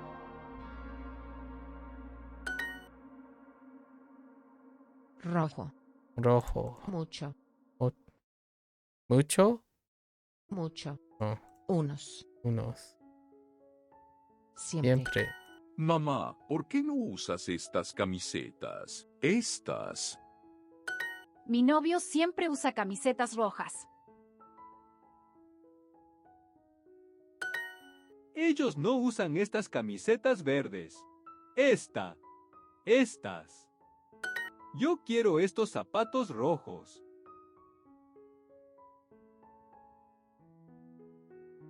It's in spoken Spanish, the sentences are not made the same way that in English. It feels that Duolingo tries to force the grammar a bit to make it more similar to English grammar. They still are fine, but still weird. Sounds like super formal in spoken Spanish. I disagree, but understandable that you would think that. I don't think they're forcing the sentences to fit the same way as English.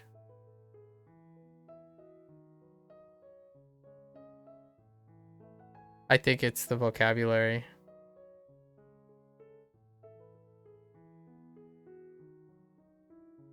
So if you want to force a different vocabulary structure, you would need those words.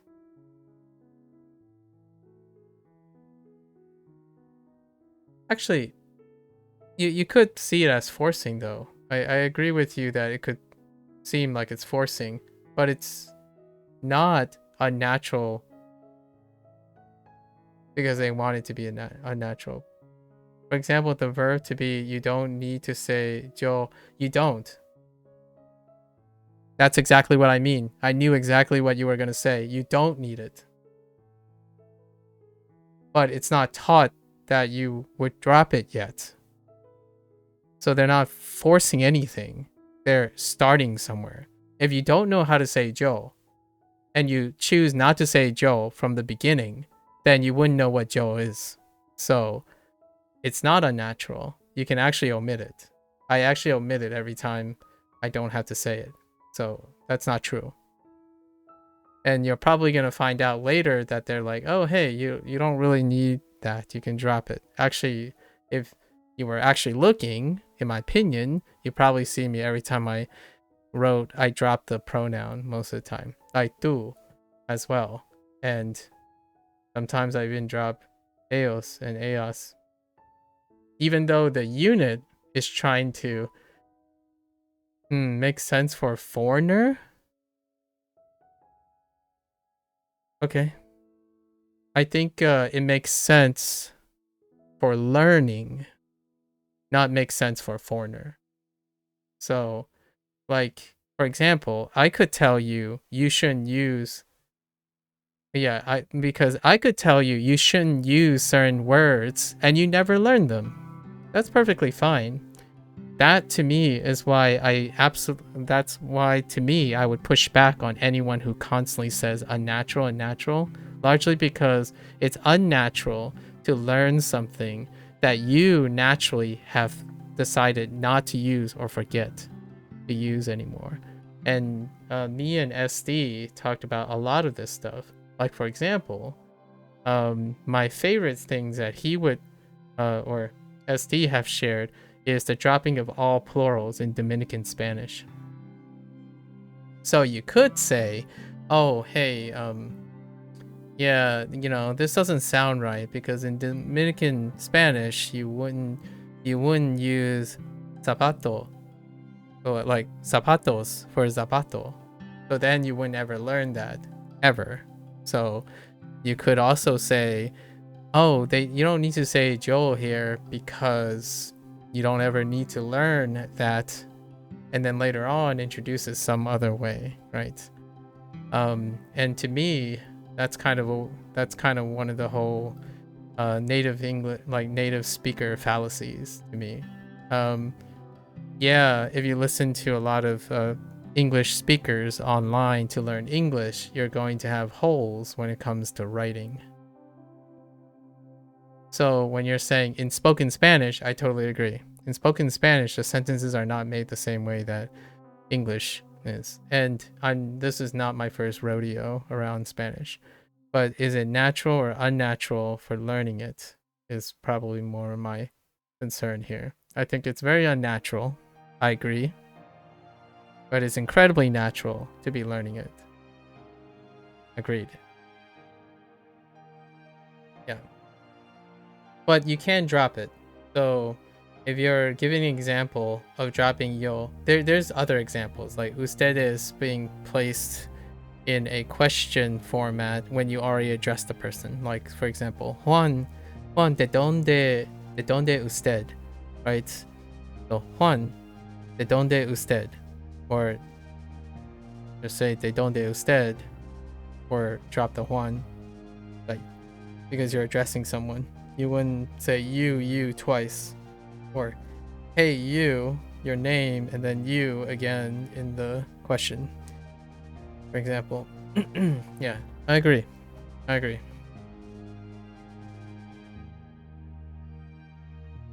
Definitely agree with that.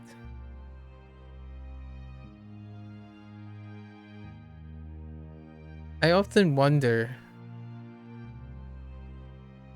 if people who are speaking English do the same thing. So for example,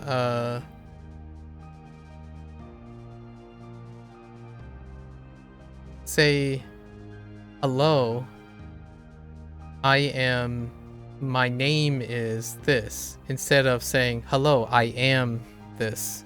So they would never say my name is anymore. They would say I am instead. Right? As an English learning lesson. So then they wouldn't have to ever learn my name is.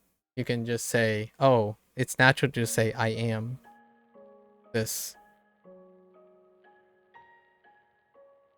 I think it's definitely a warranted position to be considered when learning a language. I'm not sure about the whole like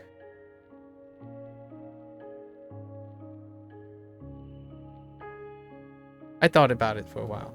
It's to say the least. But I can demonstrate to you if you can drop. Is there anything else that you have an example that's not natural? Because we did go over a couple of these. I think the Joel one is the one that I save time just by not including it whenever I can.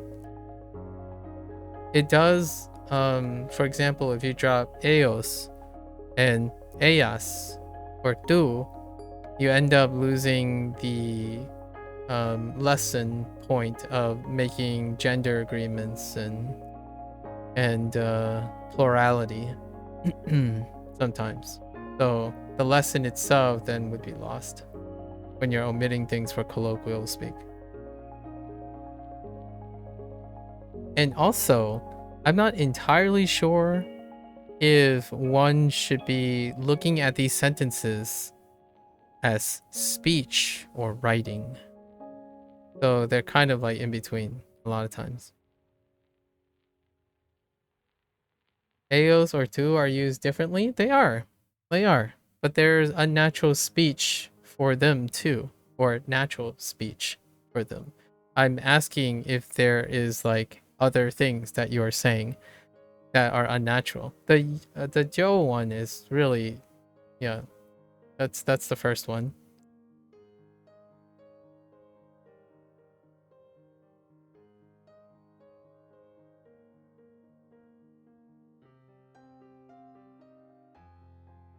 Like for instance, you're like when I see English being typed on like Twitch, I don't think that's natural English from a foreigner.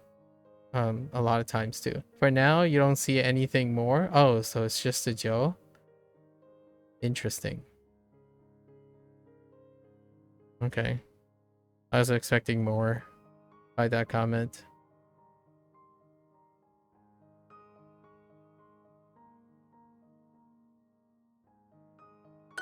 Hoy Rafael tiene un sombrero rojo, pantalones rojos y una camiseta roja. Su ropa siempre es roja.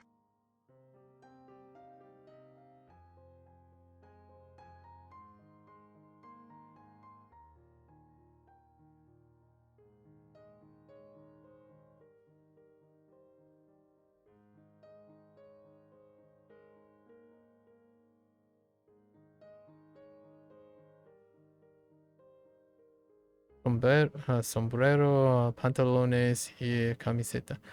Oh, right.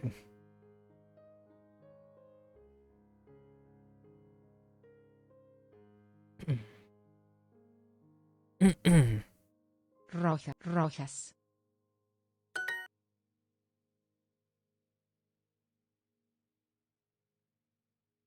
A veces. A veces. A veces. Usan. Son.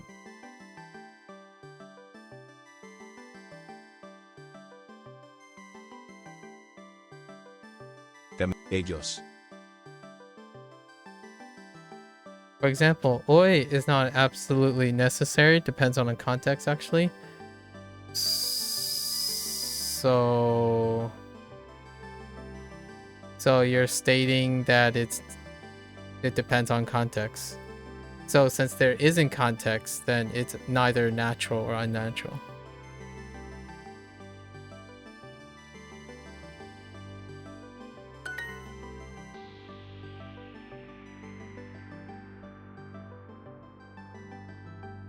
That wouldn't be an example of it feeling unnatural, though.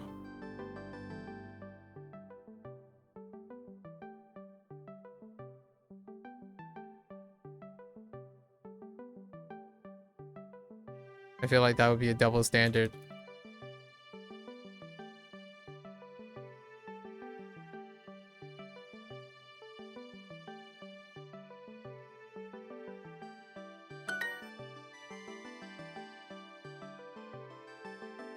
Las rojas. Oops.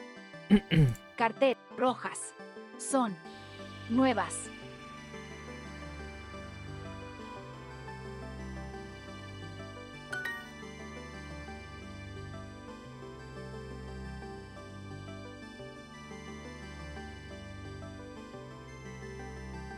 Pantalones. Los pantalones rojos. Son no son bonitos.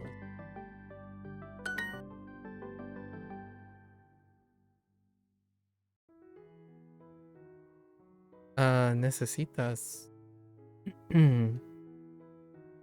necesitas estos zapatos.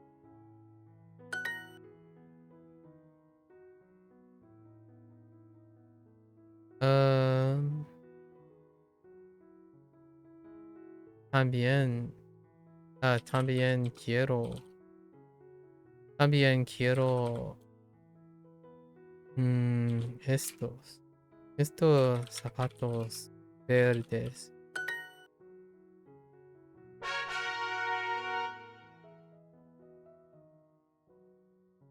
Aburrido. Aburrido. Correo electrónico. Tus. Aquí. Estos pantalones. Estos pantalones son muy pequeños para Rafael. Dormir. Dormir. Camisa. Camisa. Enfermo. Enfermo. Somos. Pedro, Pedro, ¿tú quieres usar mis pantalones nuevos?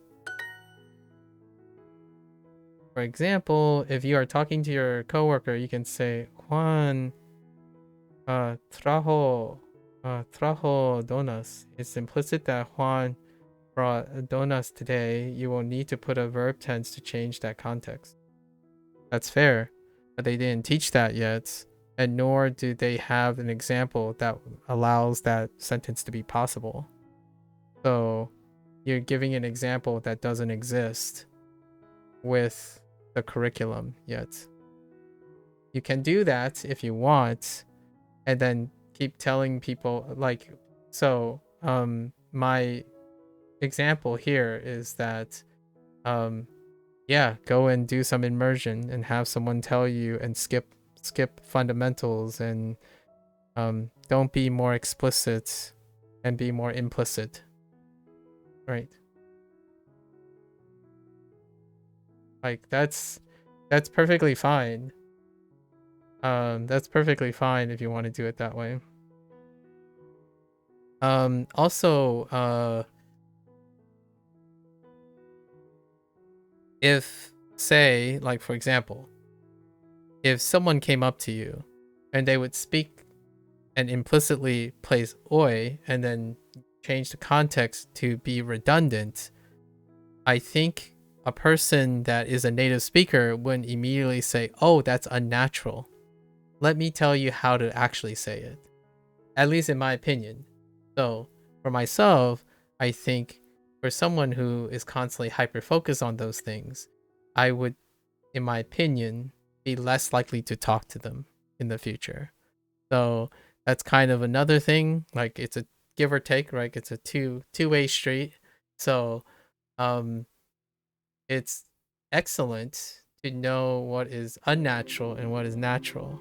But I also think that it becomes a barrier to knowing what is natural and what is unnatural for a person who's either learning or not learning, right?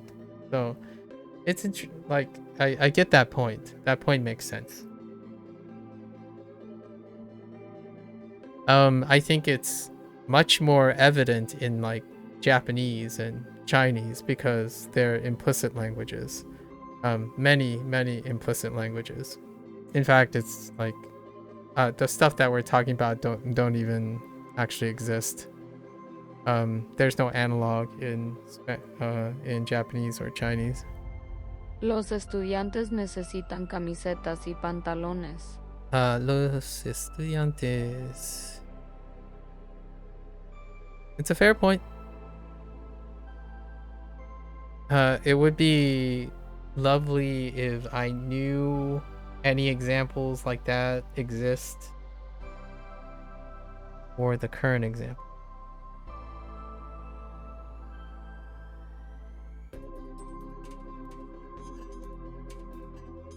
I'm not sure if I have an example of the current units at the moment.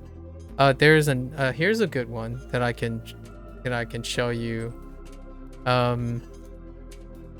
English, they interpret a double meaning in English for gerunds. They didn't teach gerunds yet, so like we for using like estar, right? Estar plus gerund, right? Plus gerund. But in English, it's double interpreted that way because in English, naturally, that's how it would be phrased, even though it would not be an equivalent. So, for example, I am eating a sandwich, So you could be explicit and teach at some point, like I don't know, comiendo, right? Estoy comiendo un sándwich. But you can also say como un sándwich. Now, you would argue, oh yeah, but that's not a literal translation. It's like, but to a native English speaker, when you say como un sándwich, it can come out as interpreted as I'm eating a sandwich. No tense shifts, no tense explicitness. It's implicit. The other way around. So lots of times, you know, I go around, people speak Spanish in the city settings and stuff. When they say something, they're currently doing the thing because it's implicit, but the tense does not do that. Natural and non-natural, mostly with immersion.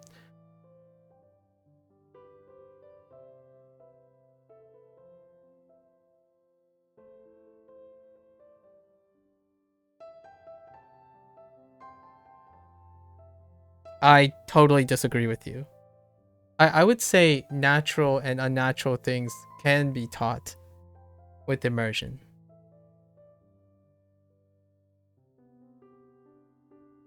It doesn't have to be. And I'll still agree with you because you said mostly and not like always or all of it is taught that way. Actually, I disagree that it's taught with immersion. What you're doing right now is trying to do that without immersion. You keep implying immersion, and that's why I'm having an issue or I'm pushing back on your natural and unnatural thing. That is the immersion argument. But you can't immerse the same way a foreigner immerses in things. So if you're trying to like explain certain things, then immersion fails to convey that. Unless you're telling me whatever you're saying doesn't matter because it's only when I go and immerse is when I can appreciate the differences between how to interpret my English language, right? The English that I have with the interpretation of the Spanish that I hear.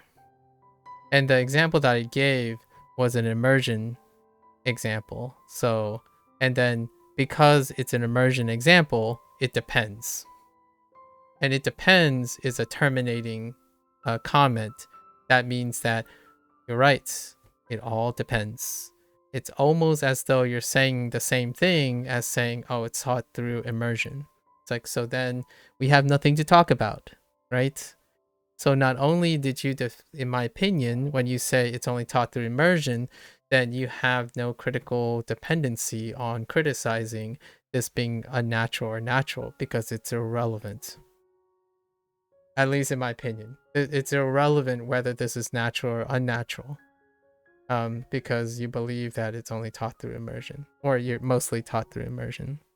I mean, that's perfectly fair too. Yeah. I personally think that this is a little bit of a hot take. I personally think that the Spanish that I've learned was not the product of immersion. But at the same time, it could qualify as immersion because I was interacting with someone who represented that. But oftentimes when people think of immersion, they qualify it as whatever that person says is natural. I mean, you're not close to anything. You just like to just talk about topic. I agree with the points you say. Well, I mean, it's kind of hard to talk. Like, I'm sorry, I'm pressing a little bit. It's kind of hard to talk about a product, about a topic, or like you're saying you like to talk about a topic when comments you make it so that you don't want to talk about the topic, if you know what I mean.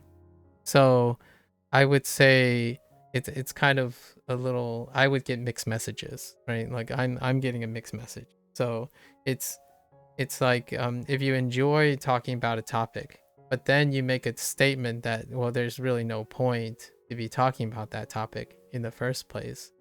It's kind of a little, for lack of a better word, unnatural to me. So it's a little weird. But it's fun to point these things out. So I'm all about that. So you can definitely point these out all the time. Like if you feel like something's unnatural, I would like to hear it.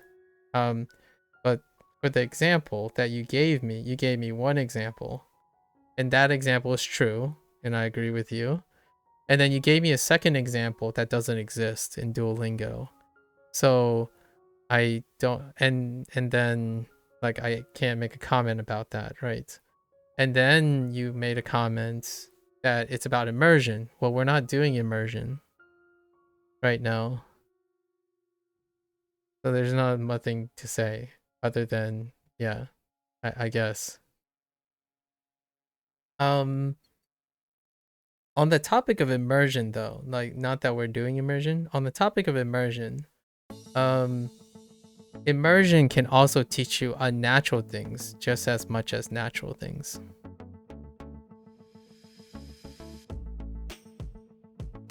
Like, I know your comment was natural and unnatural things are taught mostly with immersion. And I think if I'm bold, I'm being presumptuous here. You're leaning on the idea that you can differentiate between being natural and unnatural in immersion, right? So immersion, I agree, the flat statement. However, I would disagree that without discipline and structure, you can easily become unnatural, just as likely to become unnatural in immersion by immersion than natural. For example, in Japanese, you get all of your immersion through dialogue in anime shows targeted towards shonen. That would make your Japanese overall unnatural in settings, but it would be natural when you're talking to other people who speak in, you know, watch a lot of anime or something like that. For this case, I guess I will, I want to clarify that it is very difficult to talk about things that aren't happening at the moment. So oftentimes I tend to ask for examples that exist in the current thing that we're doing. Otherwise, yeah, I really can't relate to you. Like, in fact, I'm not even sure if I go out and do immersion, we would come back with the same natural or unnatural things. What's your background on Spanish? Like where, because SD has been sharing a lot of things from their perspective. So especially the Dominican Spanish thing, which I'm very interested in, right? Like you are more than welcome to share what you think or what your background is.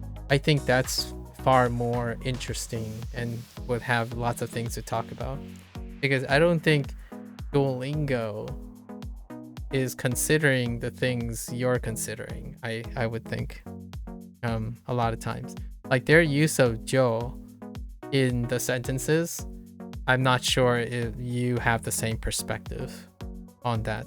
And for me, since I'm not in English, you're a native, that's not what I'm asking.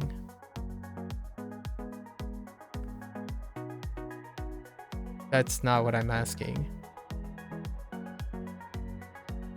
Like, what is your Spanish background in?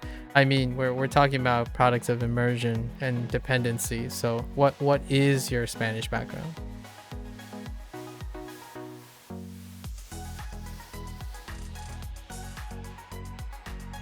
Like, I don't typically, here's another native thing, I suppose. I don't say that I'm an English speaker. I'm a native English speaker. I would usually say since we're talking about language, I speak Northeastern regional American English. So when you go around and say certain things and you're pointing out natural and unnatural things, I would say that one of the more common things to respond to is, what is your regional Spanish speaking? Like, you know, if you're like, it's pretty clear that you know Spanish, right?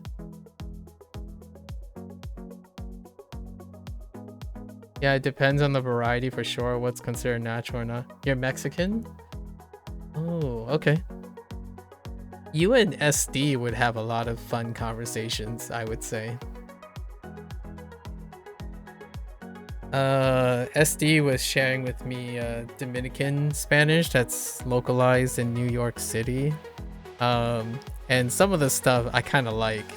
So like lo siente, like lo siente, necesitan camiseta y pantalone. Oh, there's no way. Wait, do they drop the S on pantalone as well? Ain't no way. Pantalones just sounds weird without the S. Oh, they do? Okay. Yeah, so that stuff, I think immersion is fantastic. That's the neat stuff about immersion that we can talk about. Probably not this stuff. This stuff's probably really mechanical.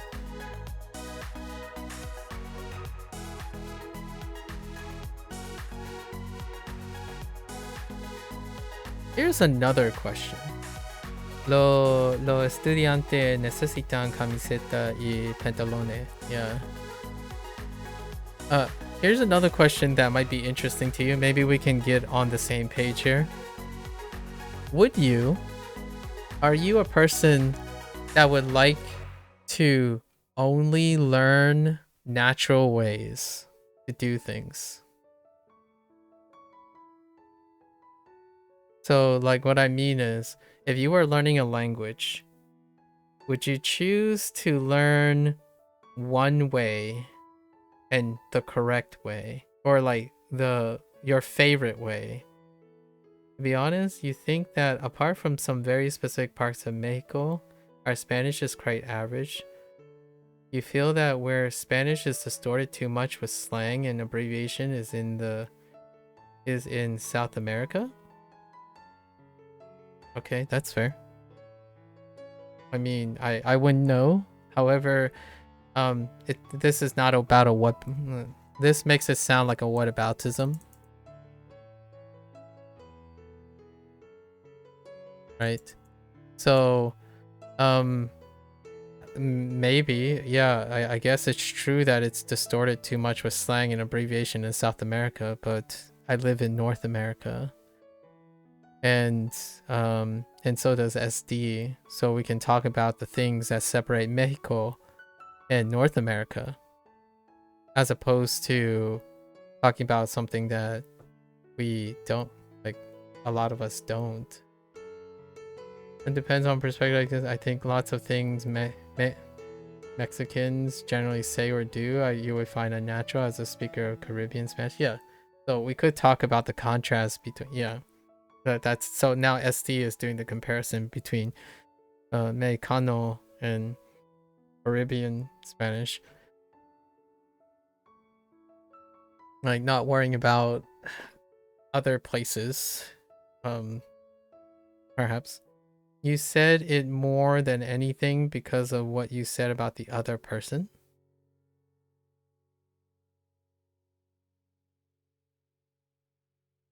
What, that they were sharing things about the Caribbean speakers? But what does that have to do with South American?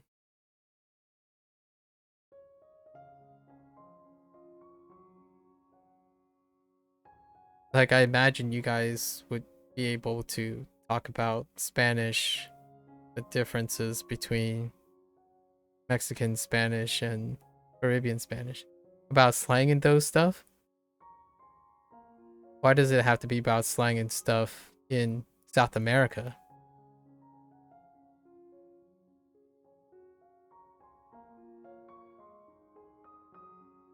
I mean, that's fair. I mean, it's a good observation. I'm not entirely sure where we're going with this, other than suddenly now we're talking about South America, which neither of you are.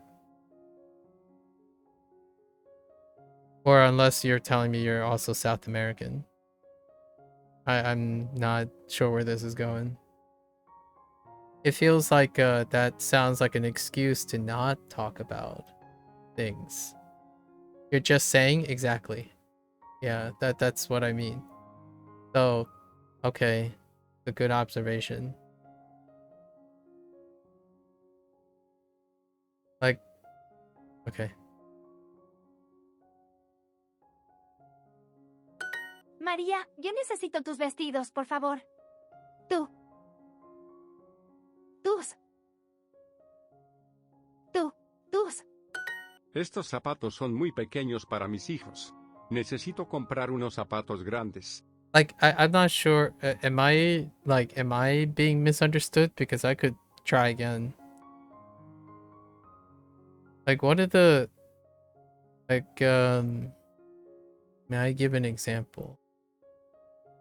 So, maybe this is more of the example I'm thinking of.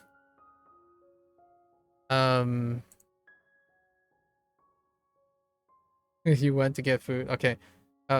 Maybe this is the impression I'm getting, at least from the English. Perhaps there's a loss in translation. I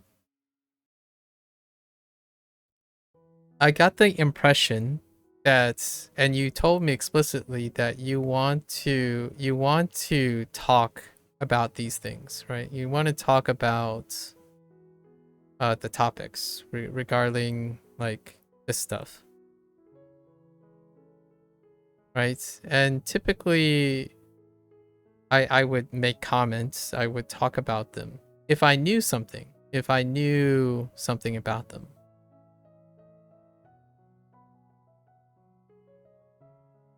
So oftentimes then you can introduce something, you can tell me something that I don't know, which you have, right? Like, for example, the slang in South America and the distortion of Spanish in South America, right? The distortion.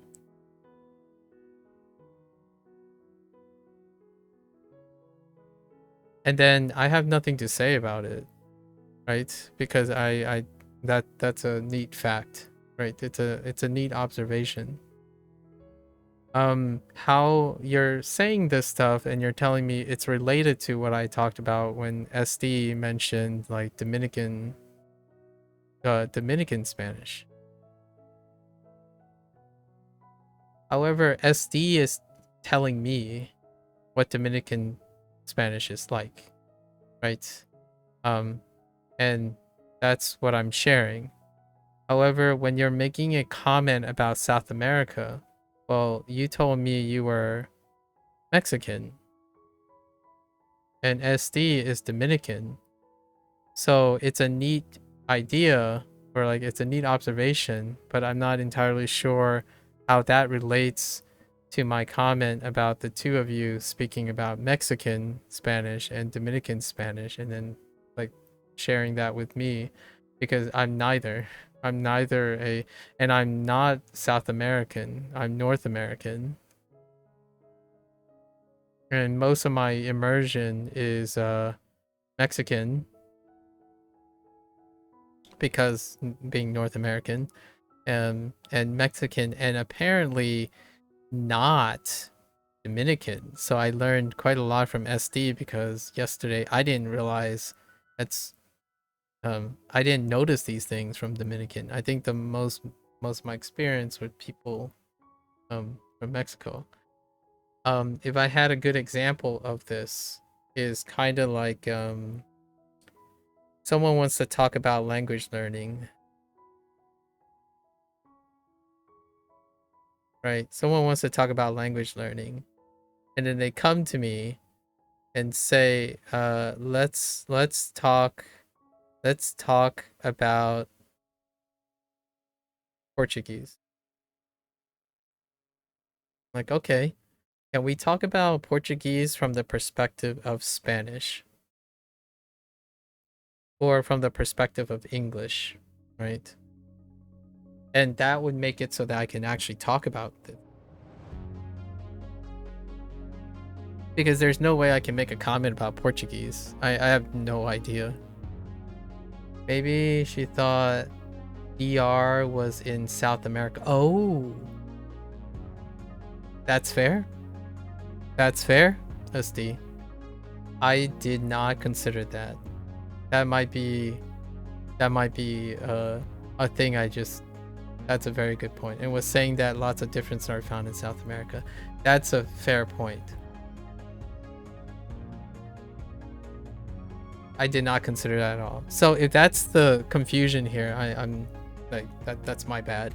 My bad. I didn't realize that is a good... You got me.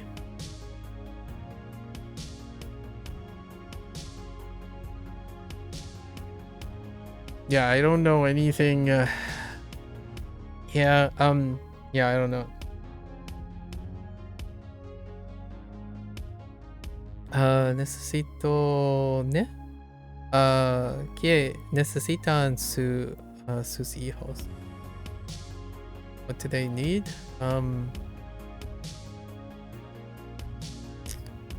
Bigger shoes. ¿Por qué no usas tus vestidos nuevos? ¿Por qué no usas... What you say? Tus? Tus.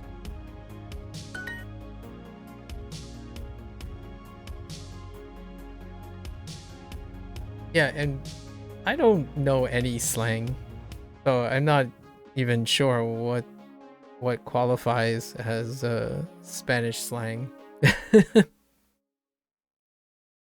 Oh, I want to say I understand what qualifies as English slang, but I'm not gonna go there either because I'm not sure either. But even then, I wouldn't really say Spanish is distorted anywhere. You don't say this to be competitive, of course. I just mean each country has a specific variety that differs from. Yeah. A distortion, using the word distortion means that there's a standardized Spanish, right? And that's a great thing to think about. I suppose I speak American English, right? So if you speak to a particular brand of English speakers, so those passionate people might think that I speak a distortion of English.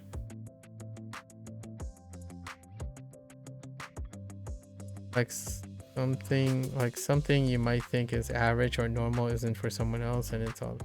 I mean, I know that...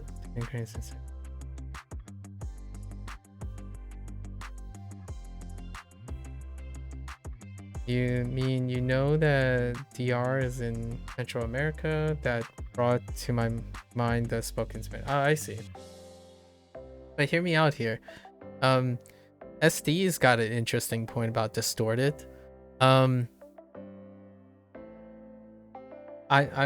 just saying I'm not one of those people. Like I love that Spanish actually changes quite a lot, much like I'm a speaker of American English.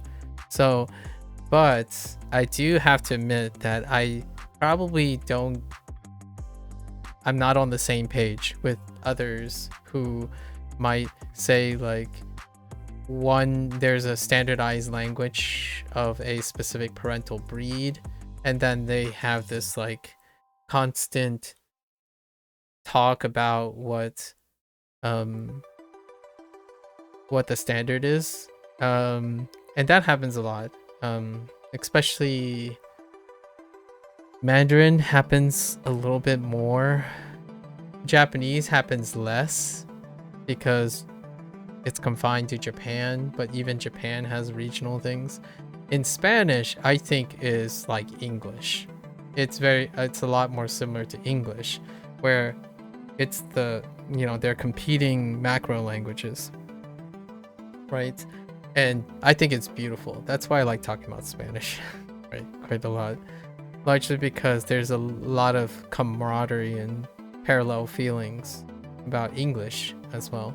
So you can draw quite a bit of parallelisms between how English is portrayed and how Spanish is portrayed, especially regionally.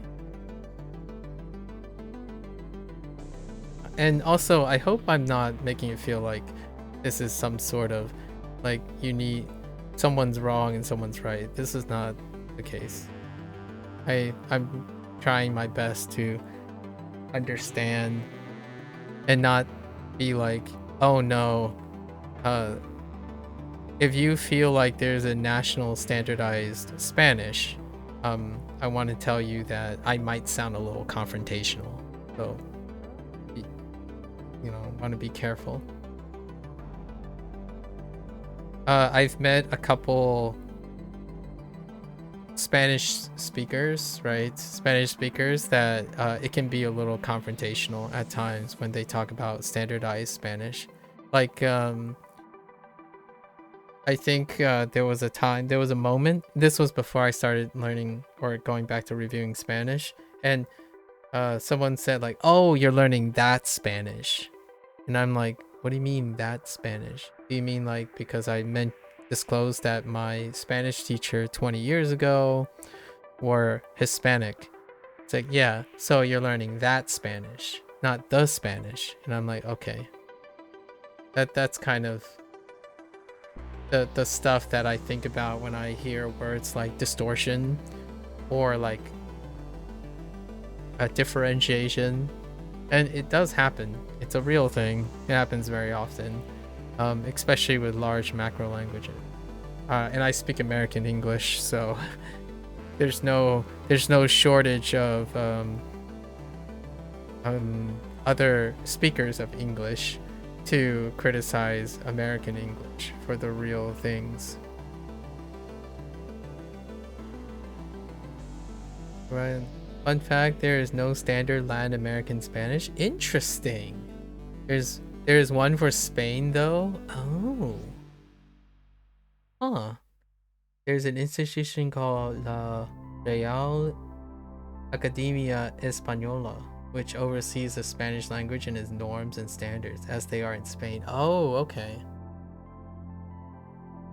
I'm not sure if the UK has a standardization for English. They probably do. I'm not even sure what the American if there's an American organization that tries to standardize English. I know Chinese does though. Mandarin has a standardization. And of course Japan doesn't require standardization. Because almost nearly is exclusive and I'm still guessing like Tokyo, probably like the Kanto region gets to standardize, but I have no idea like what kind of organization would standardize English. I don't think American English. I actually don't know. Maybe the APA, the American Psychology Association or something. I have no idea. Estas. As far as I know, according to the internet, I sound like a natural American English speaker, I think. Whatever that means. When you refer to distortion, you meant changes in words that are not officially recognized as part of the language, but rather as regional modifications. I see. And that's with context to Spain? Or is it with context to something that is not standardized in the Central Americas? Unless maybe Mexico has some sort of standardization for the Spanish.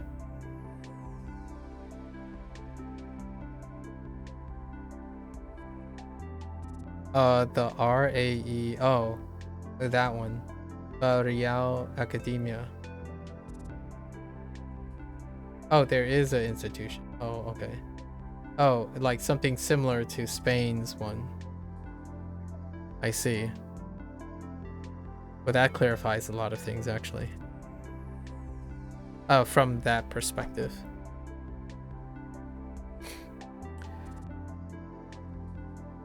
Yeah, I have no idea about English. Like, for example, is fire cap, right? Fire cap, like the jargon that we have online right now. I don't know who decides at some point that that becomes standard or something. Or not standard. Estas camisetas. You just looked up, it's not enforced in American standard, but Merriam-Webster and Chicago Manual of Style. Ah, okay. I don't know what that is. The Chicago Manual of Style. Have you learned how to write bibliographies? There's a Chicago Manual for writing bibliographies, but the APA also releases a bibliography thing. That's probably the closest thing I can think of for someone who grows up in the United States and learning something. You probably might have heard when you first learned how to write bibliographies, there was a Chicago style and an APA style. And I like the APA style more, but Chicago is the other one. Yeah, that would be the same manual because they determine how to like write formal bibliographies and stuff. Yeah, so that's the only time I can think of when it comes to American education where you would come across Chicago Manual. Yeah, and then the Merriam-Webster, huh? Interesting. And my guess for UK is probably Oxford or Cambridge. Something to do with Oxford or Cambridge determines their standardization for British English, probably, if I had to guess. If Merriam-Webster and Chicago Manual of Style is also for American. Oh, is exactly those two? Okay. Interesting. And apparently Emily says, is that the Mexican one? The RAE?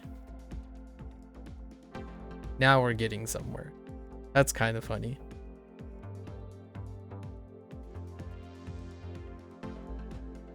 Do you guys think that standard language is natural language? I often wondered that.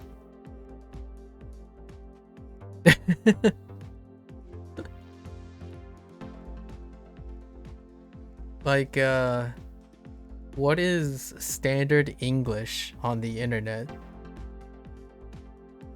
No, the RAE is just a dictionary. It's like the Spanish police that says what's valid or not valid in the language. Oh, okay. What you call it, Emily? In terms of Merriam-Webster and Chicago Manual of Style, Merriam-Webster is a dictionary, and Oxford and Cambridge are responsible for dictionaries too. And if it is not valid, then it becomes slang or distortion. Oh, okay. Intriguing.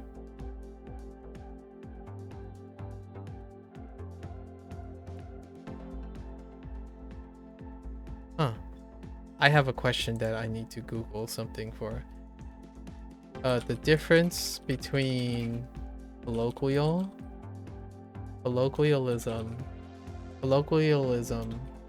vernacular,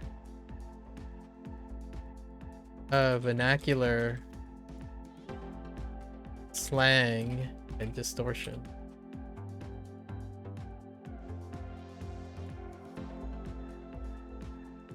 What does Gemini say? Alright, here comes some AI powered stuff.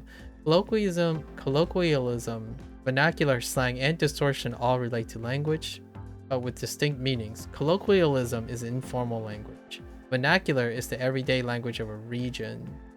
Slang is informal language used by a specific group. Oh, so a combination of colloquialism and vernacular. And distortion is the change or misrepresentation of something. Oh no, that's kind of weird. It's a little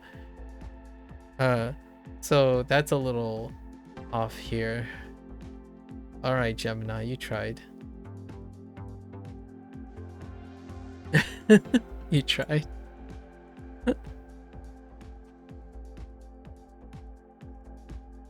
Some slang became to be valid, actually. Yeah, they get adopted in. Yeah, because that I do believe standard language can be natural language, since natural informal language can be absorbed into standard. Oh yeah, that's a fair point. Yeah, that's a fair point. I was gonna argue the complete opposite as a perspective shift. What is vernacular is often considered natural, and what is standard is often not considered natural to a person who focuses on natural language. So for example, standardized language would be, say, like grammatically correct.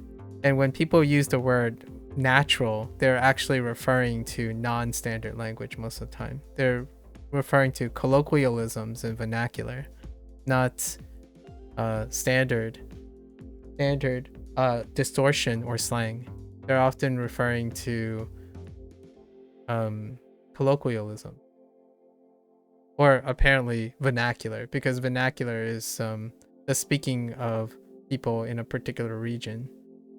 So when we're talking about what is natural, wait, you have a great thing to add on to that? Okay. Yeah, I think oftentimes when people say, oh, that doesn't sound natural, they're using it in the form of, that is not my vernacular. So if someone spent a lot of time on online or something, it's like, dude, you don't say that, we say this. And that often has very a little bit less emphasis on standardization. For example, until the RAE adopted it, we made that word to refer to the behavior act called content floss. Okay.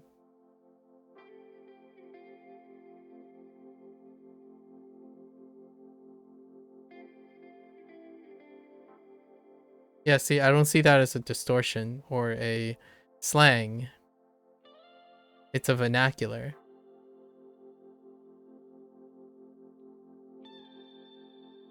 Because it's rooted in something, like it's in addition to it.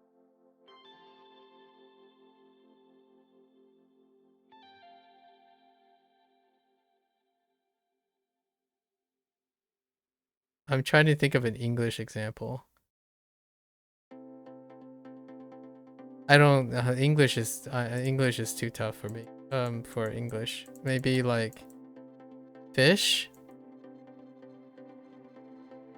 Fishes. Fish and fishes. That might be one. MSA, Modern Standard Arabic, is seen as the standard, but it isn't the native language of anyone. It was created as a lingua. Oh yeah, that's right. That's right. Standard Arabic. That's a good one. I also learned it purely in school. While each country has a dialect of Arabic spoken in everyday situations, work and sometimes school. Yeah, that's Arabic. I think Hideyoshi or someone else mentioned that the standardized language is not the native language. Yeah. Most of these dialects are not mutually intelligible, yeah, but they all claim to speak the same language. Exactly. That's a good one. Now we're talking about case studies too, so like, how often does this happen? I'm not entirely sure, honestly. That's a good one. It's a big one though. I'm not trying to brush it off. It's arguably an entire branch, right? Because like the East, West, Middle East kind of grouping.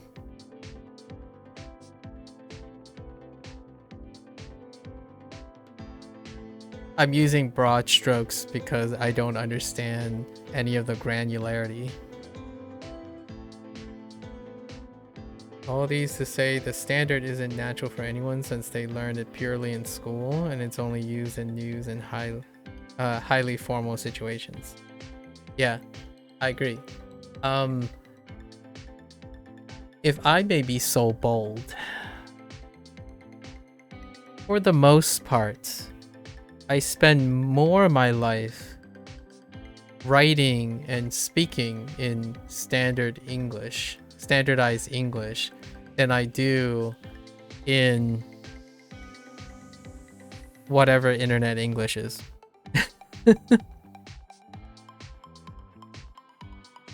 So,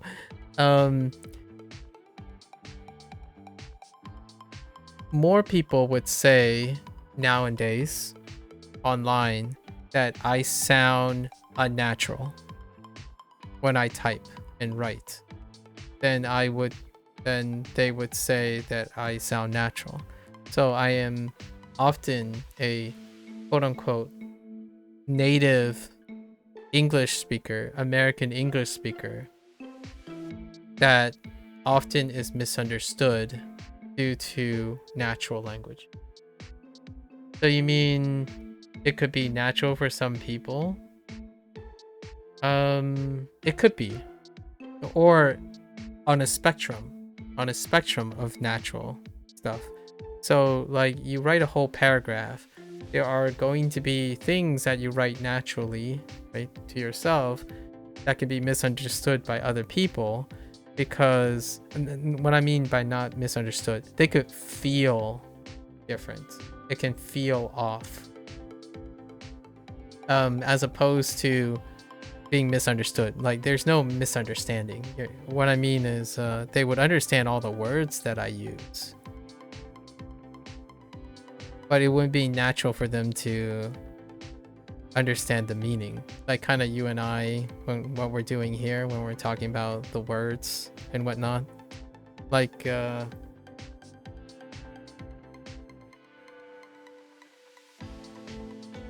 good example would be the use of distortion.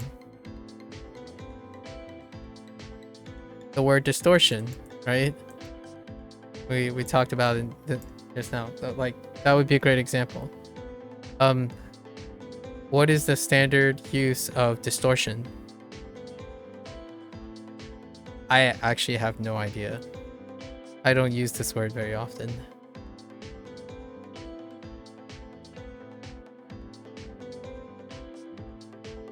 Oh, I got some good examples. Almost. Always. Actually, let's remove this. Always. Never. Are good examples. I use always and never in standard. I do not use it in natural.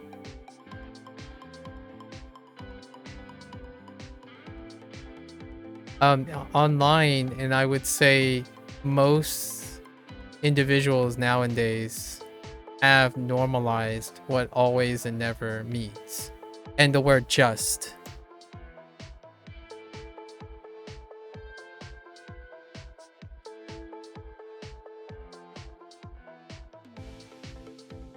Literal.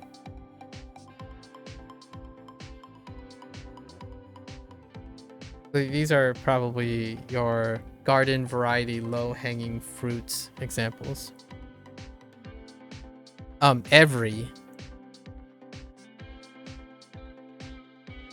Most of these words are non-standard now, especially how a substantial number of people use them. They are no longer standard.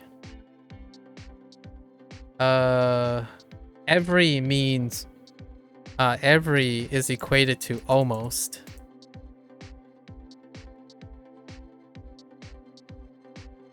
Always, most of the time as well. Or often. Never is almost.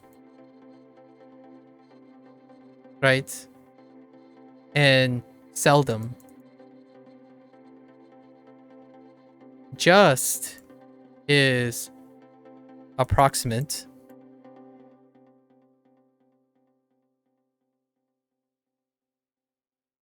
Or loosely. Literal is figurative as well. And these modifiers come up far, far more substantially in natural English. Standardized English always does not mean most of the time or often. Every does not mean almost. Never doesn't mean almost never. It means never. And it doesn't mean seldom at all. Or rarely, right? Rarely is different from never, but never is used as rarely. Just, like just saying, is not an approximate or loose or general. Just is precise. Like, I am precisely saying. I'm just saying. Right? Right? When you say you're just saying, you're not expressing, oh, you know, I'm just saying, like, loosely. The standardization is that when you say just saying, you're exactly for that purpose. It is precisely for saying, not because it's no big deal. I'm just saying. It's like you're literally just saying. That is the purpose of it. And then literal, right? Literally, precisely that. Instead, most people are referring figuratively. So those are good examples. I think there are about 30 words, I would say, in English that comes up maybe like every 3 sentences. 3 sentences online that would include some of these 30 words that are not in standard English. Hello there, Hooks. And I think Spanish has the same thing going on, honestly. Who's speaking MSA? I think Spanish has the same thing going on. Let me know if you guys have an example for Spanish. I think the plural thing is hilarious. The plural thing is like every other word, in my opinion, SD. Like, actually, we have the exact same words. Oh.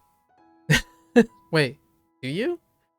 So when you say siempre, right? When you say siempre, are you meaning like not always? Like kind of always?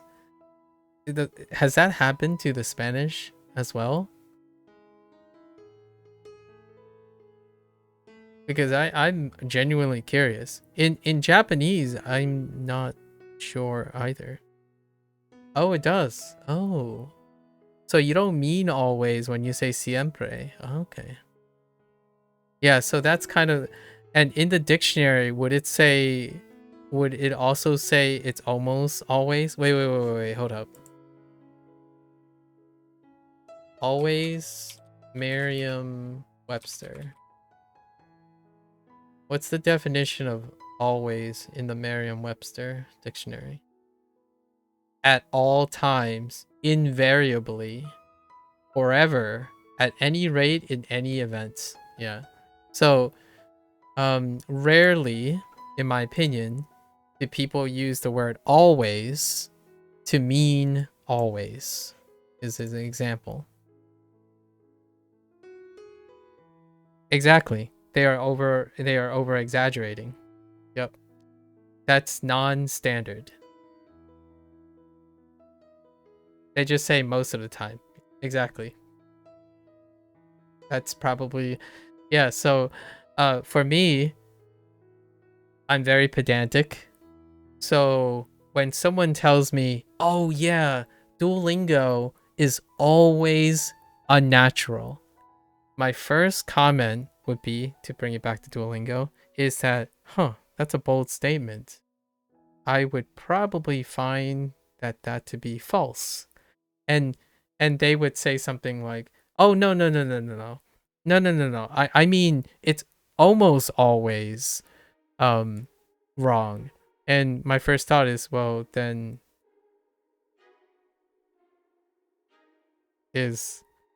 are you trying to say it's almost always, or do you say always? And you might be thinking I just made up this example, but I'm not making up this example. These are anecdotes of English language.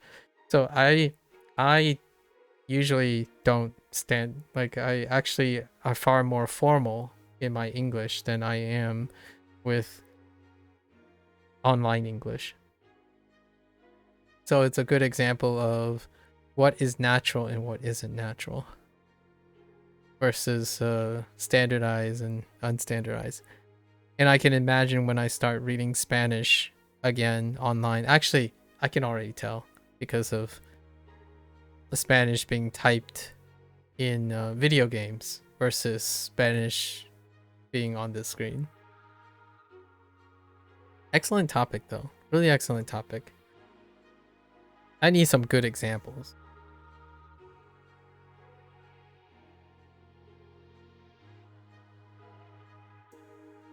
That is some shade? Not really. It's real. You can help in Spanish. Huh.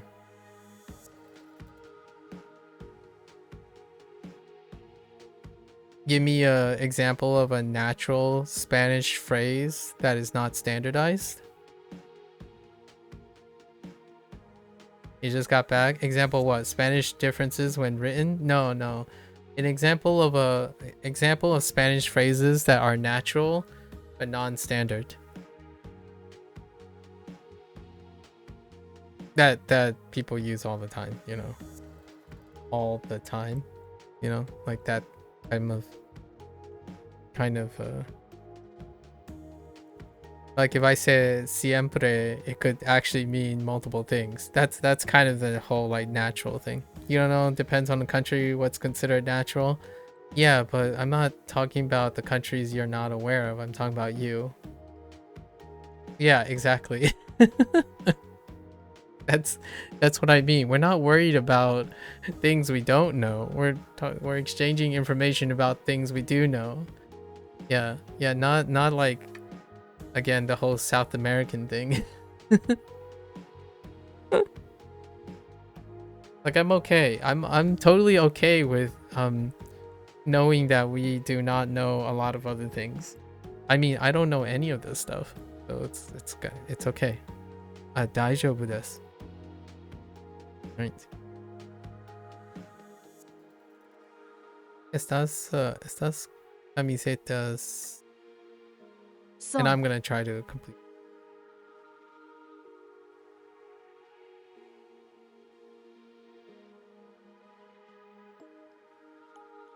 Hello. Wait. Surprised. Anyways, son pequeñas. Señora Castro, ¿usted necesita sus vestidos ahora? Excuse me? Señora Castro, ¿usted necesita sus vestidos ahora?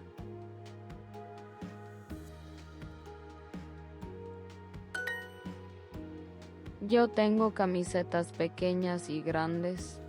Just making sure, like any phrase, there is a natural one to say but isn't standard, right? Yeah. I don't think that way about Duolingo. I don't think it's always unnatural. Alright. That's funny that you heard that before you said hi. Intriguing, isn't it? What the heck does that mean? Emily. Oh no, you got me there. I don't even know if I've seen the you were lurking? Oh, okay. Sure. What the heck? How do you even BSJAR? How do you BSJAR?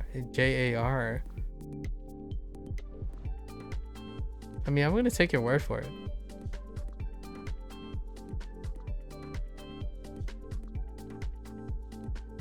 Am I enjoying the no kanji? Honestly. Oh, Bahar. Okay, Bahar. I was like, how do you? That is some intense thing. Okay, Bahar la. What did I just say? These are clean phrases, right? We're talking about clean phrases here, right? Not like some sketch sus. We're not sussing it up right now. Speaking of unstandardized English, sus. Okay.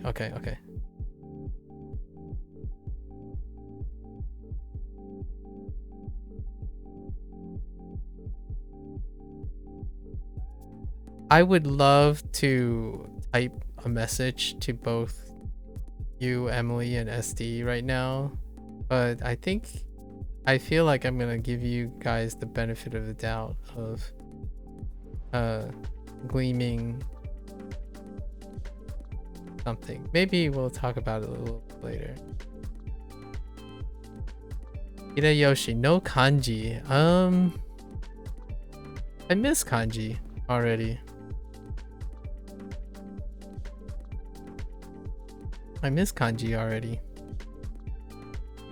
We could try. Yo. Let's see. We could do like something like yo tan go. Oh, I don't know where you would get go. Kami se ta he. I could replace these with some pinyin characters that we have. I think we have most of these except for like the stuff Grandes. like gran and like the S's. We would have to drop the S, but we can totally do the Dominican Spanish ending drops in order to make it closer to Mandarin.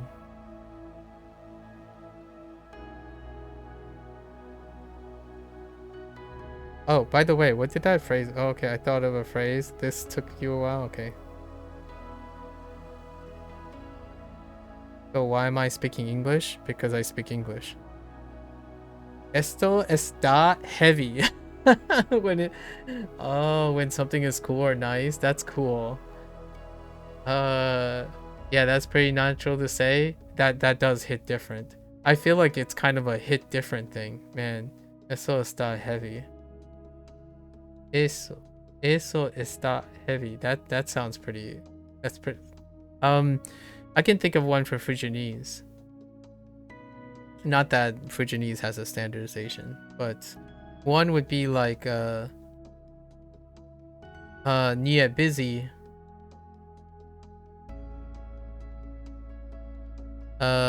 Ni I don't even know. Maybe ni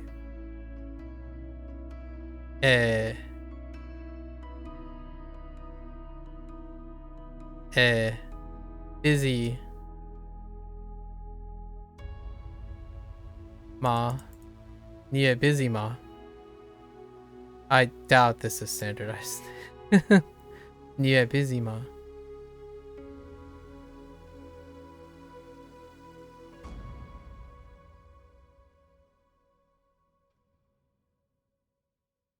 Which reminds me of the eso está heavy. Because everyone's... It's standard to say busy. Quote unquote standard to say busy. It's natural to say busy. And not standard. But there's no standardization, so it's not like the greatest example. since Fujianese is not standardized. There's something wrong with gravity in the future? What do you mean, is there something wrong with gravity in the future? Oh, is that something similar to... This is heavy. Hideyoshi, interesting. You seem to be speaking in an interesting way today. Bahad means going down, okay, or putting something down. And Bahada is a road that's going down. Saying Bahad la Bahada is something is saying everything just isn't said every day but isn't standard. Oh, I see. Okay. Going down the road going.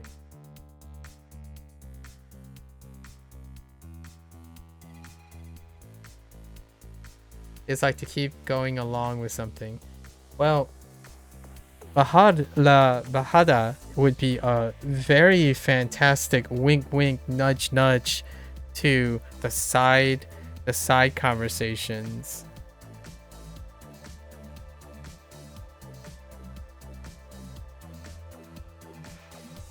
Here. Which I kinda want. Well, maybe for another time. Or to roll with something. It's Spanish, you'll pipe up when something has a weird spelling or is of Arabic origin. Alright, Hideyoshi.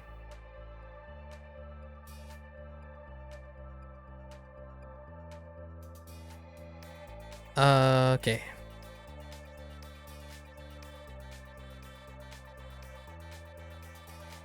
Asukad. EOT from Arabic. Oh, got from Arabic. Oh yeah, Asukad.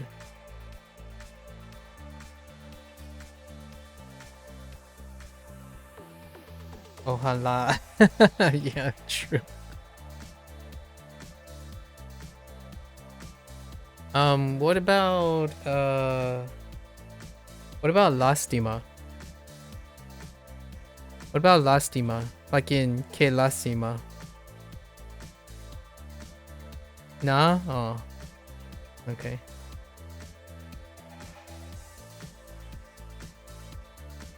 In Japanese.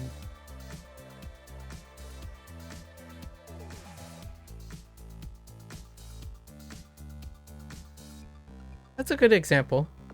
Yeah, folks, that's a good example.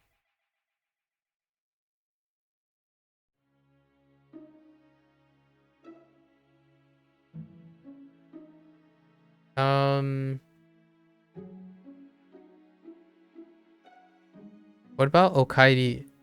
I mean, no, not Okairi. Yeah. No. What about Tadaima?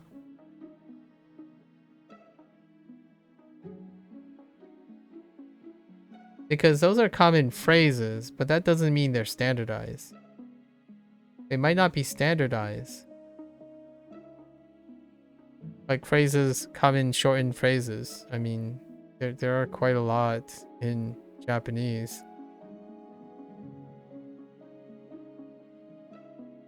A common pattern is most of not every word starting with al in Spanish comes from Arabic. Oh. Let's see. Alright, it sounds like you guys have your own thing going. Okay, I'm gonna write something. Hang on. Give me a sec.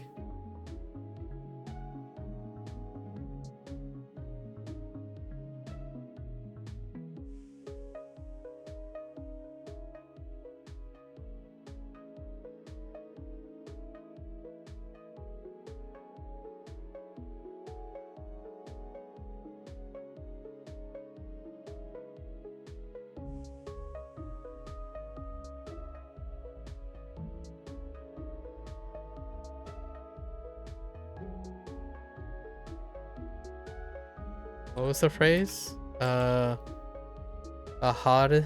la Bahara?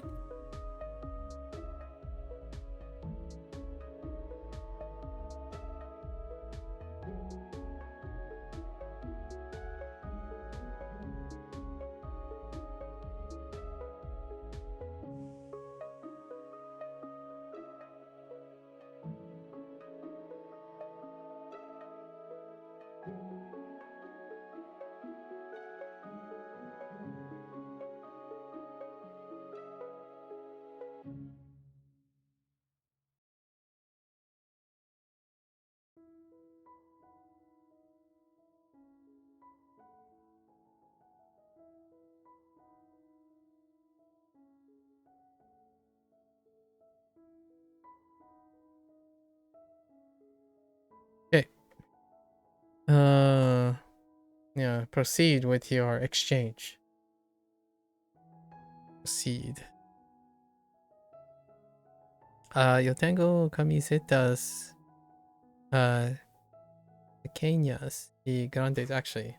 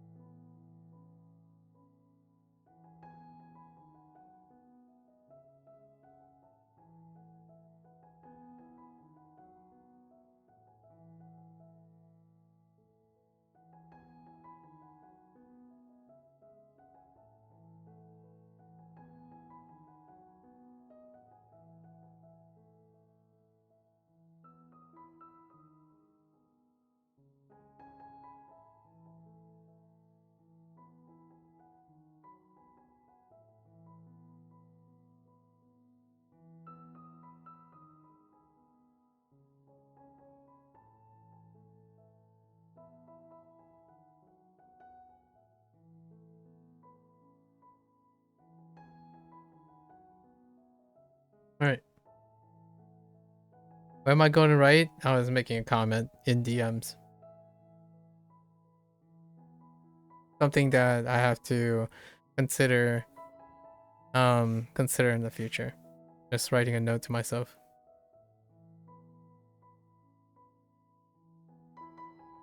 Let's see. I have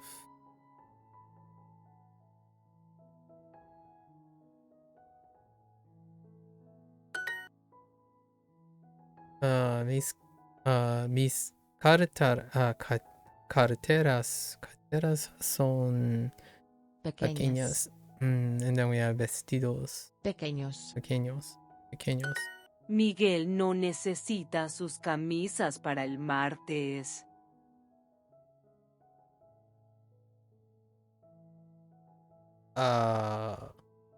What?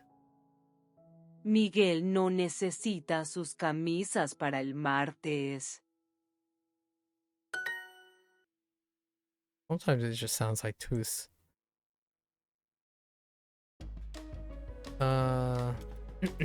Mis amigos siempre necesitan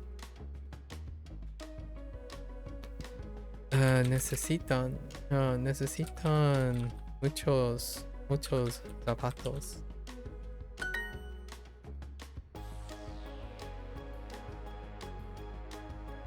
Okay, that's fine.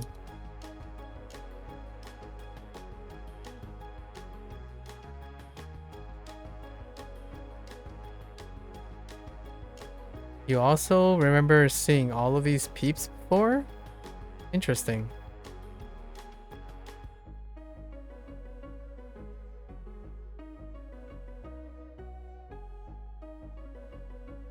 I suppose. Oh wait. Thought of the Spanish word characteristic of the day? The Spanish characters. Oh, you're making this into a daily thing. I like it. What is the Spanish characteristic of the day? El estudiante necesitan. Oh, los estudiantes necesitan camisetas. Camisetas y pantalones.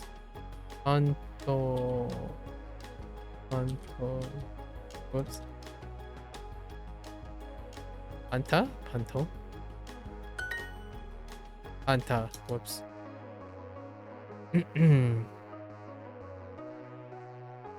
In Argentina and Uruguay, Y and LL makes the sh. Oh. Te llamo. Yo me llamo. Oh my. Oh yeah, that's right. Someone mentioned that. Argentina, Nico mentioned the show. I say Joe.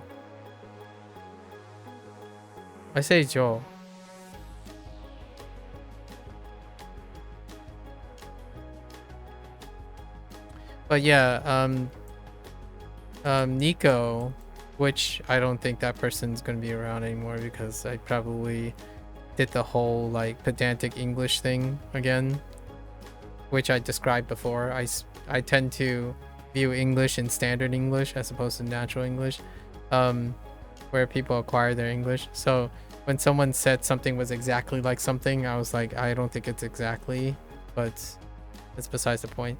But that person also mentions show. I say Joe. But this person said my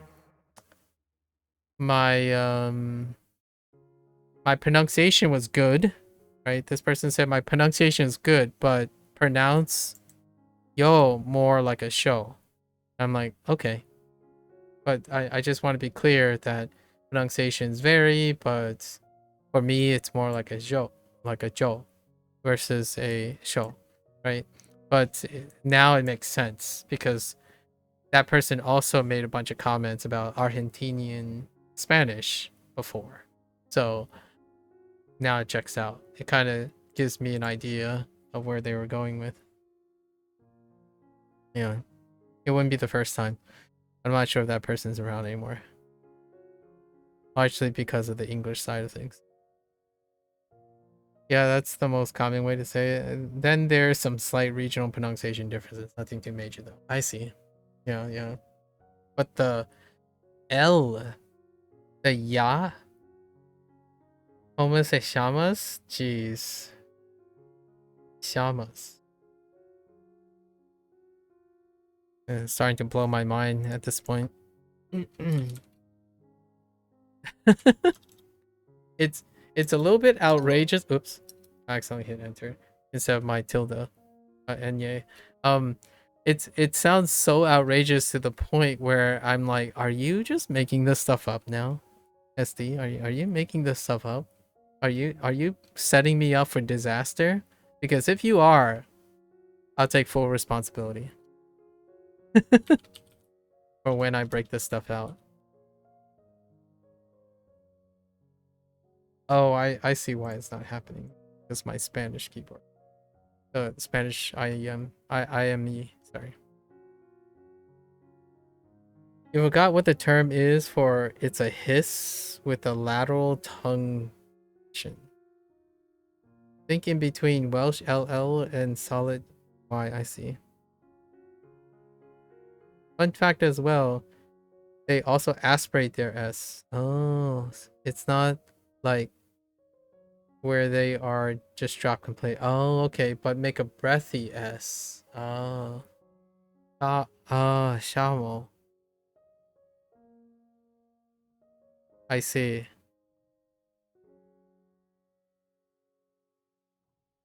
Oh, okay. With a lateral tongue position. So, etal. So, eta. Or estás. Cuban too? Okay. The more you know. The more you know.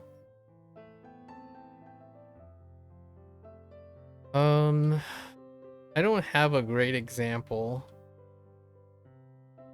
of like proper regional things. The only thing I can think of oftentimes is applying a tone that doesn't exist in standardized Mandarin, but still do it because of Fujianese dialect. They also don't say tu. That's exactly what Nico said.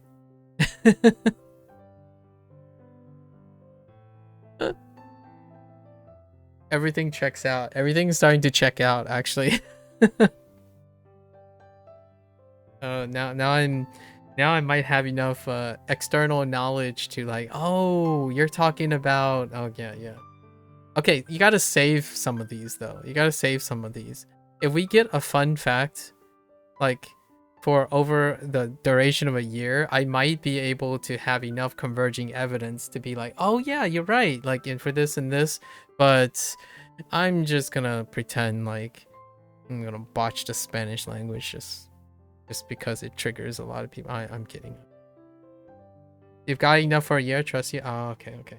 I'm glad to see that you're incredibly enthusiastic about this, because I do enjoy these exchanges.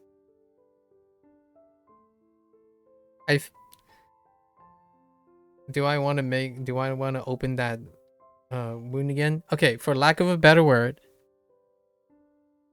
I find far more joy and memorable and natural. I naturally more remember things when it comes from another person, as opposed to like reading it from some impersonal database.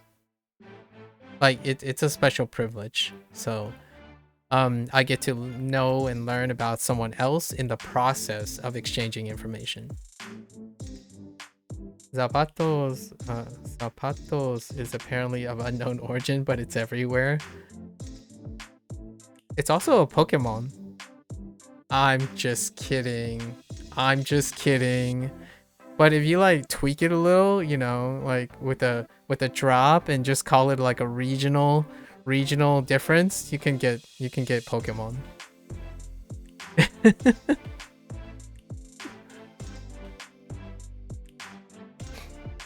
Dutch about sabotage. I see.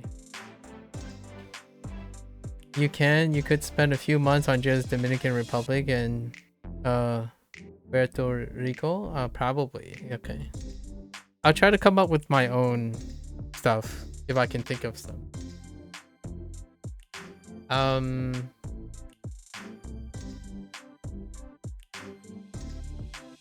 One I could think of that can be relatable to people is Baba, right? Baba, right? Or like Papa, right? Baba in standard Mandarin. Sometimes I just say Baba, and Baba is different from Baba, but it's not exactly a great analog, but you will still know what I mean when I say Baba instead of Baba in like pretty much any language. But sometimes I would mix up the tones for like I have to think about what the tone is for standard Mandarin.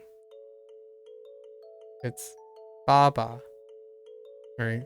And I say Baba, which might even be closer to Papa, like Papa, as opposed to the other way around.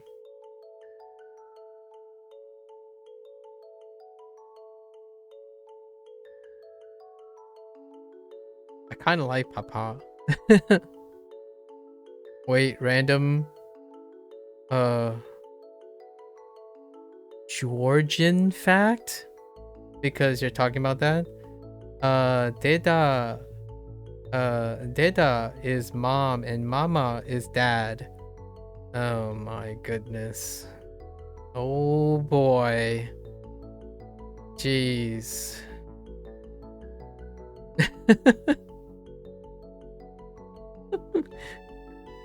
Why do you need the alpha language? Do you watch this guy SD? Do you watch I don't remember his name. I'm just gonna call him Olaf, okay? It's probably not his name. But do you watch a guy who like does Scandinavian things? Like he talks specifically about like Nordic stuff. The thing you just said about alpha language makes me think of the Nordic contrast. And this guy does the skit most of the time, like, oh hey, all right guys, he does the thing where you represent a skit by the flag, and he would do something like, okay guys, Now, we know we must all agree, or we try to agree, that we will say pretty much the same thing for one term, right? And then there's always that one guy, right? The one of the countries in that region that decide, nah, we're just gonna do it differently. And that's kind of how I feel about that alpha language when you brought up Georgian, because I was talking about baba and papa and mama kind of thing. You've seen something similar? I don't know, we're talking about the same guy. He's kind of a hefty, he has a more rounder face, but he's clearly Icelandic, or like he is Icelandic. He already mentioned that, but it's one of those skits where you're just comparing countries, and there's a specific country that's clustered together, like a communal language origin that's close together, but they couldn't be any more like trying to be different from each other from time to time. One of the ones that I enjoy quite a lot is when they're trying to translate English movies into those languages. Like, oh, that makes sense. Like, oh, that's a good name for that. And then there's be one of the countries in that group like, nah, it is he is Olaf. Yeah, it is. That is it. Yeah, that is. I'm like, I'm just gonna wait. Hold up. Let me. Yep, that's him. I'm like, I'm just gonna assume his name is Olaf. I kid you not, I didn't know it's Olaf. I'm like, for whatever, I just picked the most common name that I think of when I was stereotyping off statistics. It's like kind of saying, oh yeah, do you recognize that Korean, the Korean content creator? I think his name is Kim.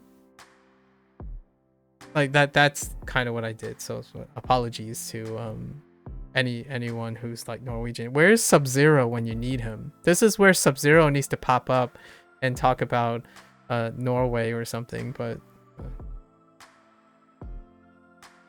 Georgian is still M to T though. I don't know what the heck M to T. Alright, anyways, continue. Feel free. It's getting late, so man, some of these Spanish things we're gonna have to figure out how to negotiate time. I honestly would sit here and be able to talk about this for days. Like, just shower me with stuff you guys enjoy sharing.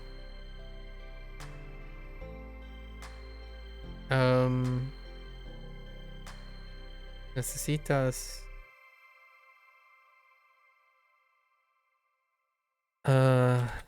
zapatos nuevos.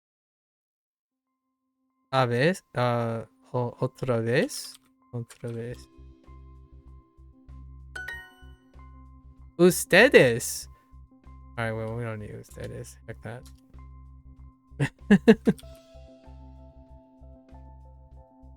Señor Herrera. Herrera.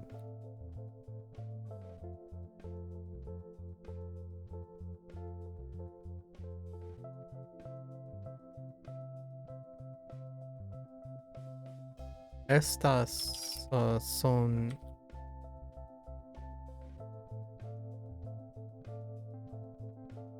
I guess I could use both.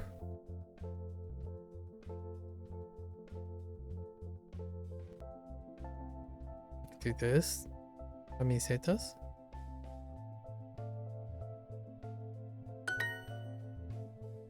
Oh, I misspelled camisetas. That's fine.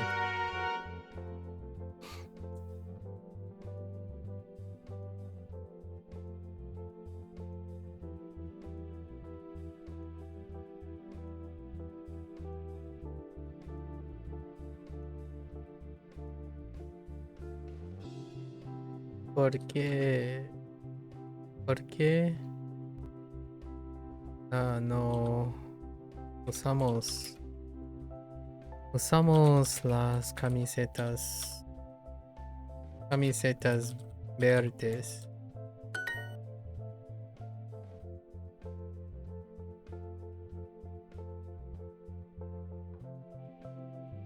Era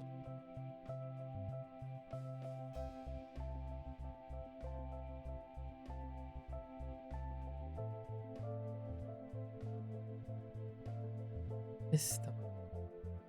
Estas son camisetas.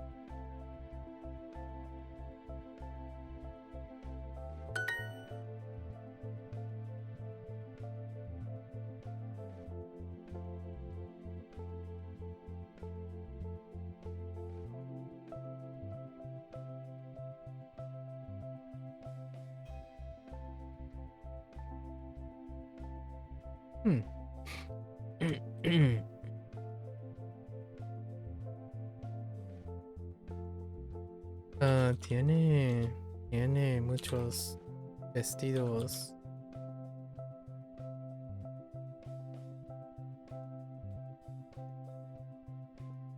Vestidos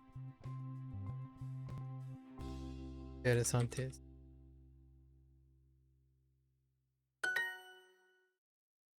Ellos no usan estas camisetas verdes.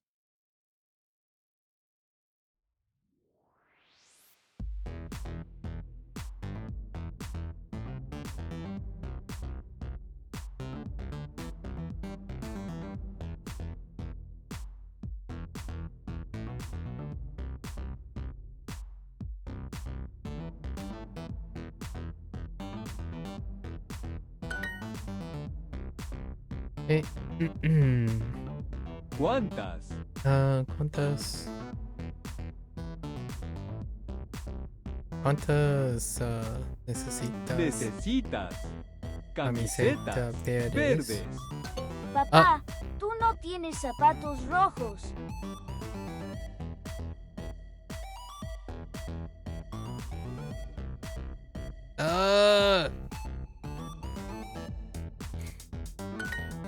Okay. Las carteras. Las carteras no son muy interesantes aquí. Son interesantes. Muy. Aquí.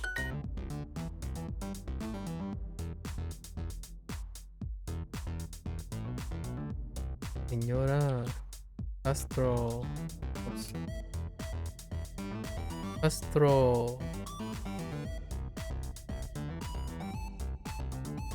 Citas tus vestidos aquí. Ahora.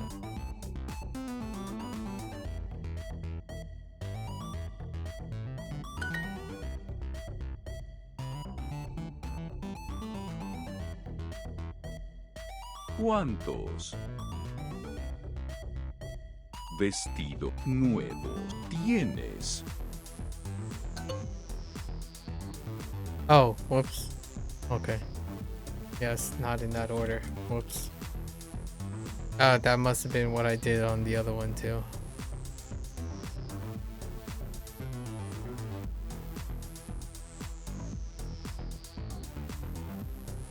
¿Quieres usar?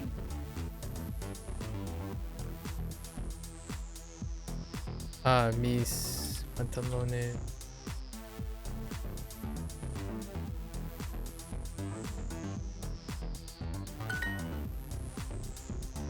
The gentleman. Oh, the gentlemen. Men. Los señores Wow. That's one way to say that. siempre usan Usan camisas el trabajo. trabajo. Okay.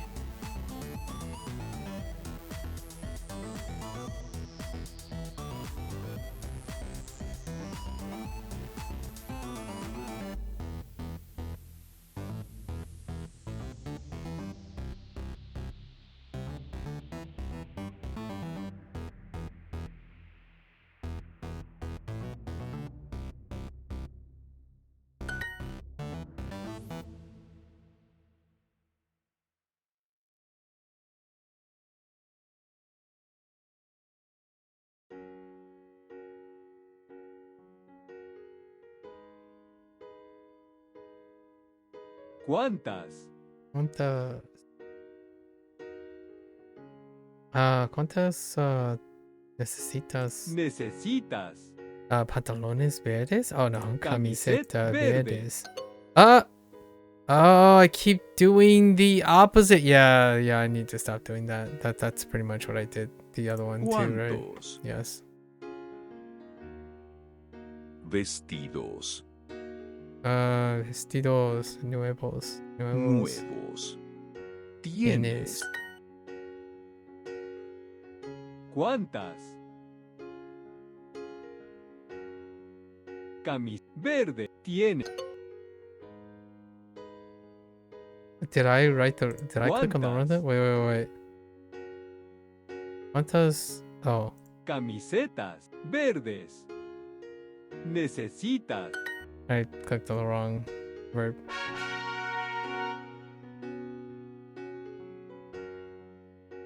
Okay. María tiene 3 carteras bonitas. Carteras.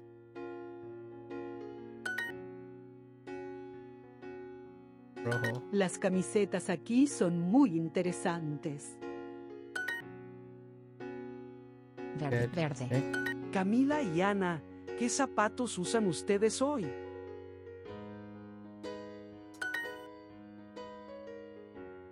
Pequeños.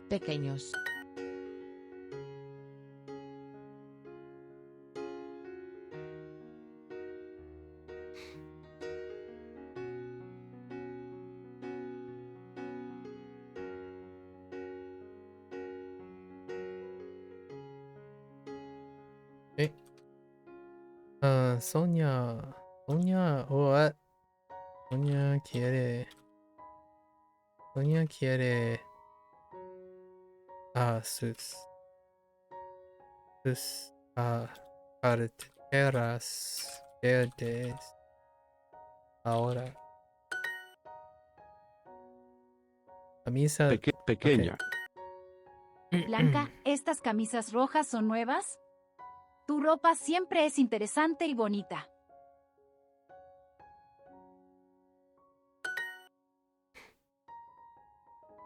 Estos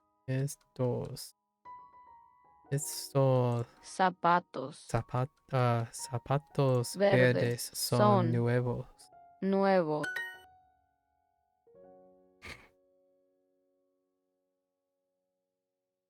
Quiero comprar muchos vestidos bonitos.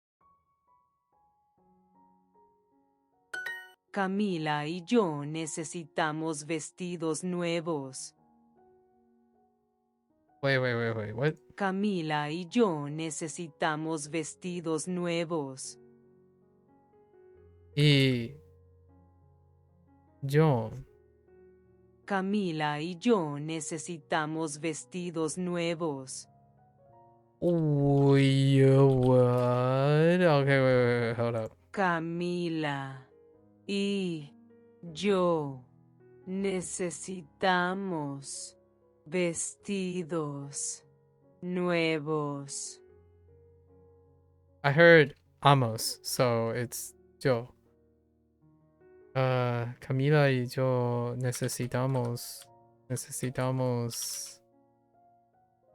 vestidos something. Camila y yo necesitamos vestidos nuevos. Nuevos.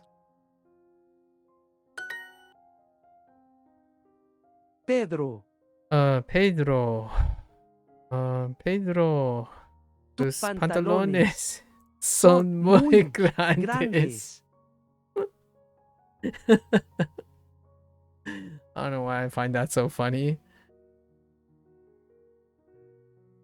I feel like there needs to be like exclamation marks right and left. Los estudiantes necesitan camisetas y pantalones. Los estudiantes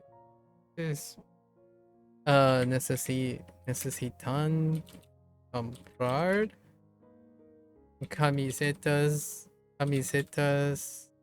y pantalones. Los estudiantes necesitan camisetas y pantalones. Oh, just need. Oh, okay. Tú, nunca usas zapatos rojos. Roberto, ah, Roberto y yo nunca usamos camisetas.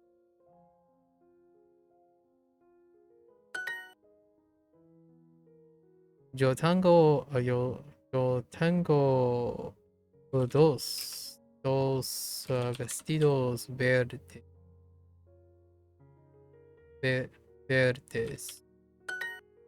Okay. All right, we're gonna listen to another unhinged story. Nice, let's go. Oh, aw, it's one of the repeat ones where you get to listen to it. Necesito un videojuego nuevo. Junior y Eddie están en una tienda. ¡Papá! ¡Necesito un videojuego nuevo! No, Junior. No necesitas un videojuego nuevo.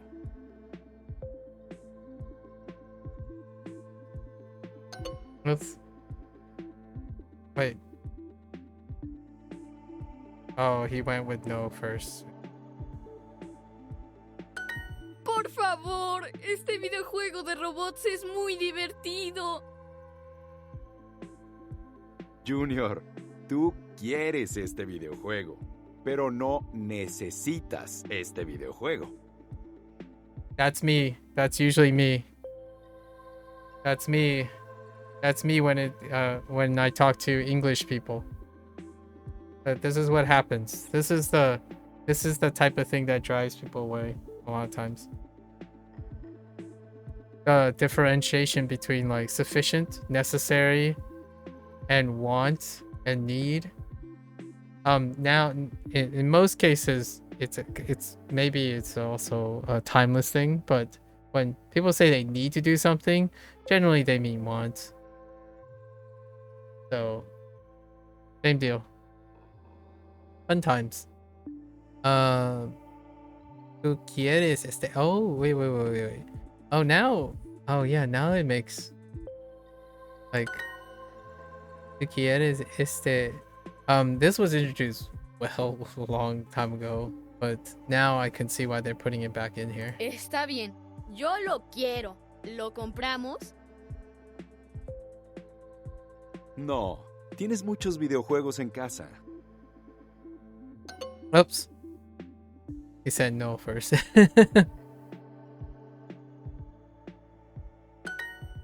Sí, está bien. ¿Vamos a casa? No, vamos a casa de Vikram. There's a twist. ¿Por qué? Su casa es muy aburrida. Pero su televisión es grande y yo necesito ver el partido de fútbol. Naturally. Papá, claro. Tú quieres ver el partido, pero no necesitas ver el partido. And it ends there. I kind of wanted to see it go on, but, you know. The voices have come a long way. It's pretty crazy. Well, so here's the thing, SD. It's only for the stories. And I actually think they're curated. So they had stories well back, right? I actually don't think these are the synthesis, like... So these, if you hear the emoting in these, it's very different from the most recent features. Like the adventures and the podcasts. They still have the lack of emoting. So I actually think these are curated differently. But they're fantastic. Like, it sounds great. They're so, like, vibrant. I'm not sure what happened, right? Well, we have some conjectures, but these are great. Yeah, these are fantastic. I think these are fantastic. But the other examples, like the podcasts and stuff, they still sound like, so yeah. I didn't want to burst your bubble, but yeah. Doesn't always sound like this, unfortunately. The latest features are functional. They're functional. It gets the point across. I can't show you here because it's on the mobile. So if you're on the mobile app and you do it like an adventure, there isn't any emotion to the performance. Still similar. Tienda beer. Compramos casa nuevo.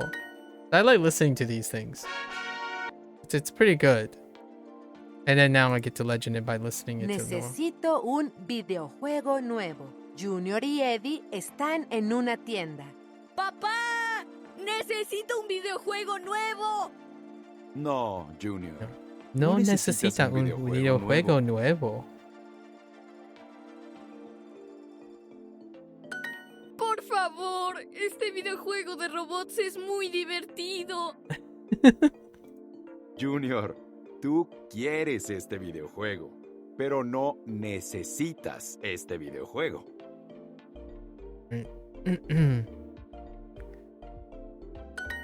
Está bien, yo lo quiero. ¿Lo compramos? No, tienes muchos videojuegos en casa.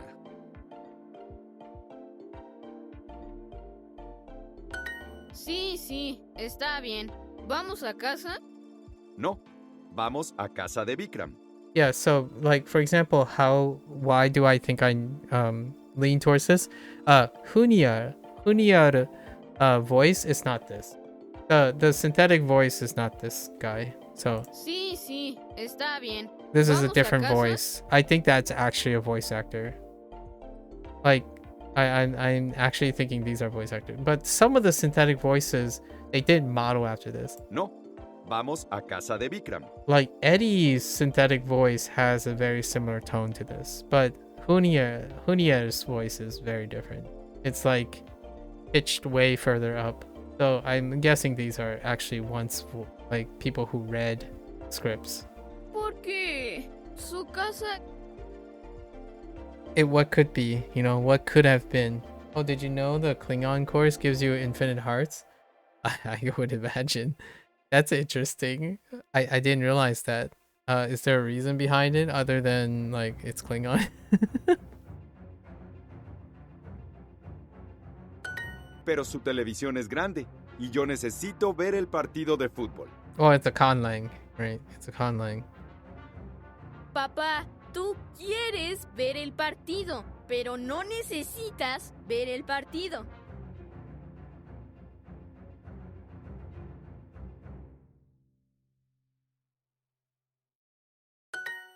That's an interesting way to phrase it. Nuevo, grande, compramos, ver, muchos. Well, it's a real, like, I don't believe the Klingon word for scientist is one syllable, though.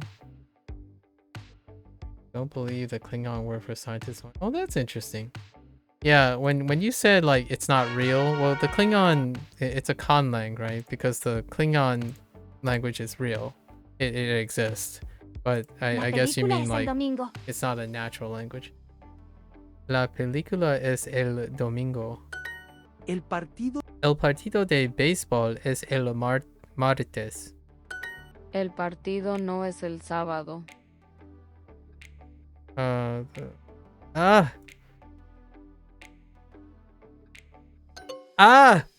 it's not on Saturday.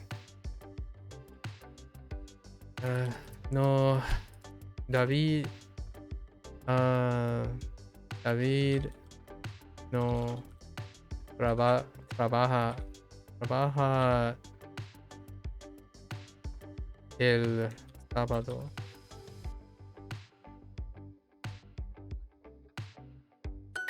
Mi fiesta de cumpleaños es el sábado. Oh, wait till I get to a Junior one, and then it sounds really different. Yeah, it's just what could be, basically what could be.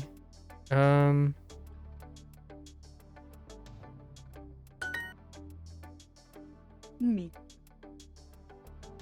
Which makes me think if the Japanese one was or not. Because they retroactively brought in the Japanese at a later time. Mi cumpleaños. Cumpleaños. Mi cumpleaños. Es el viernes. Viernes.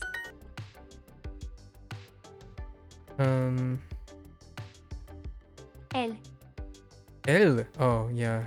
Baile. Baile es el viernes. Tú.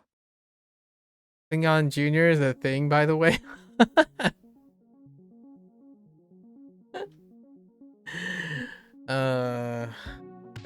So the Star Trek side of me wants to do Klingon. Maybe we'll do Klingon for fun sometime down the road. Trabajas. Now I want to know. ¿Tú trabajas el domingo? Jeez. No quiero trabajar el domingo. Disfruta el sábado, Antonio.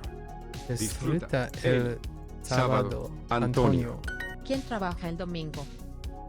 ¿Quién trabaja el domingo?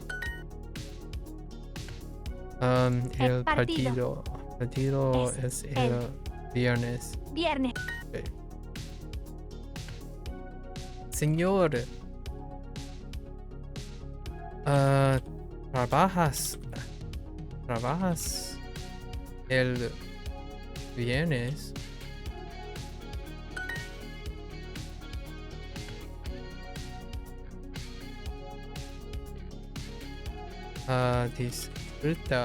Disfruta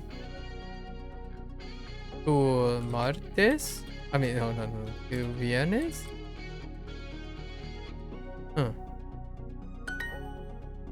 Oh, we could do el here too. Oh, okay. El partido no es el sábado.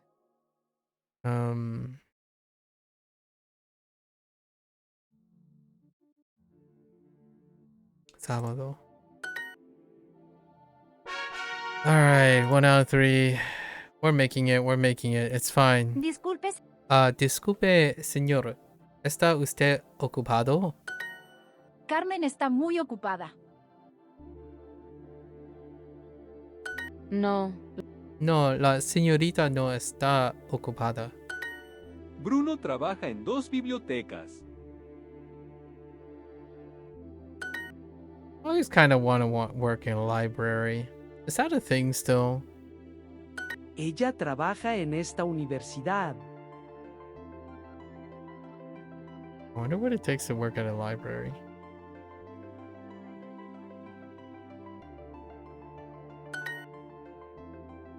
La universidad.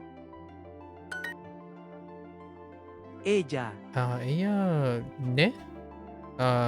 Ella trabaja en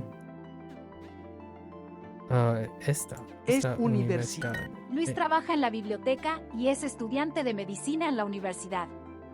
Él está muy ocupado.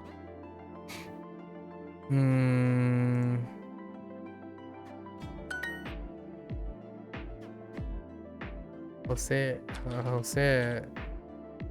ocupado. Es ocupado.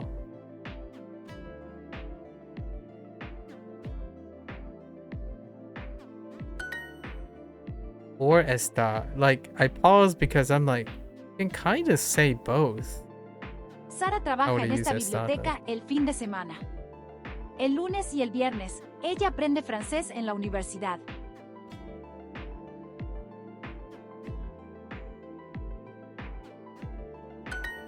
Este libro es divertido. Este libro es divertido. ¿Cómo estás, señor? No, ¿cómo está usted? That's probably what they want. Señor. Mucho gusto, soy Ana.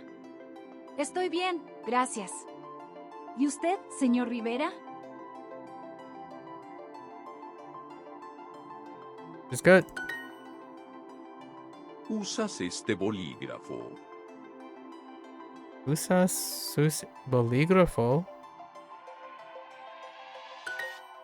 Oh, este bolígrafo. My bad. Okay. ¿Cómo está usted, señora Pérez? La universidad necesita comprar computadoras. ¿Cómo estás usted? ¿Está usted? Señora Señor Pérez. ¿Estás cansada, Julia?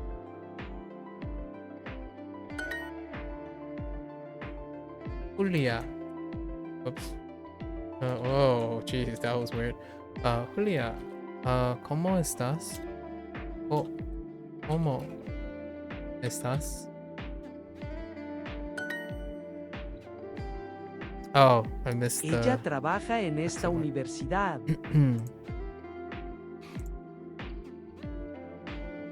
Sara trabaja en esta biblioteca el fin de semana.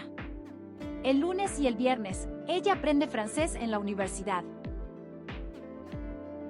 It's just work and study all the Ella time. quiere 7 bolígrafos. Why does she want 7? 6 bolígrafos y 7 libros. Her face, bolígrafos y 7. 7 libros. Okay. La universidad necesita comprar computadoras. La universidad no tiene computadoras. Él no está cansado. Él no... Something cansado. Él no está cansado. Patricia no está cansada. Patricia no está cansada. Este estudiante es americano. Este estudiante es cansado. Oh, americano. Oh. I'm not listening properly. Eduardo.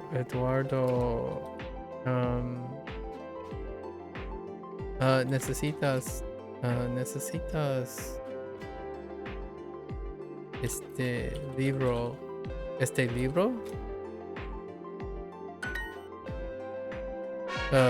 That's a rough patch. Very rough. Okay.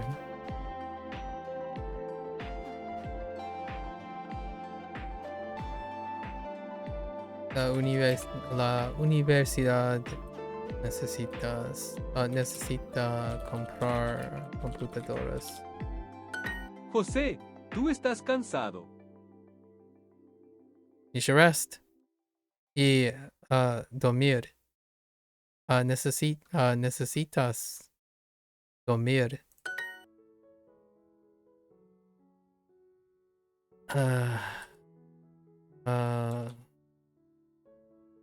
¿Cómo está usted?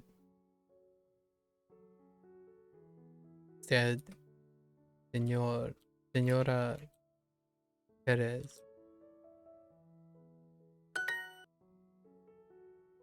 Jose isn't okay. Jose no está bien. Juan. ¿Estás ocupado?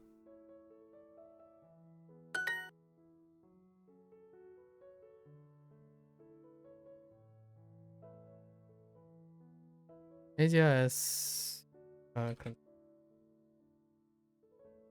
está cansada.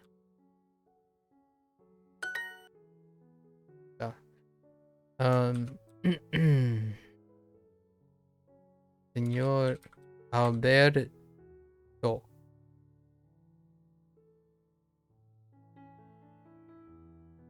¿Cómo está usted?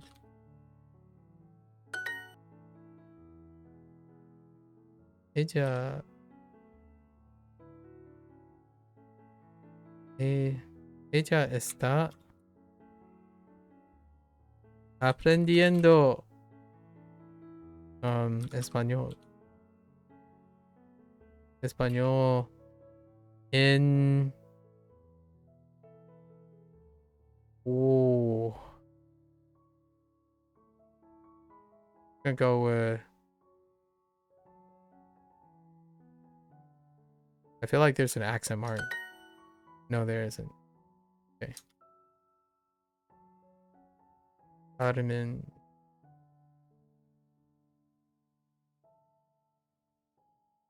¿Estás bien?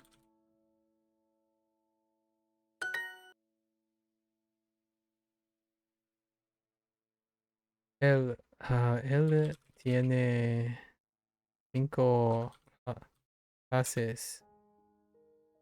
Clases el lunes.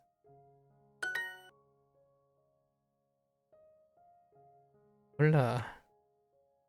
Hola.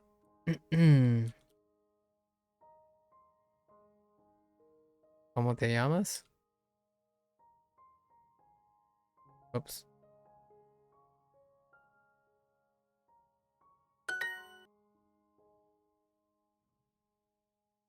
Hasta luego. Oh, okay.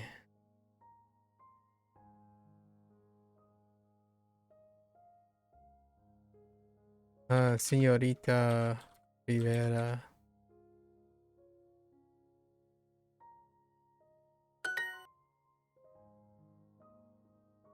La biblioteca necesita comprar 4 libros.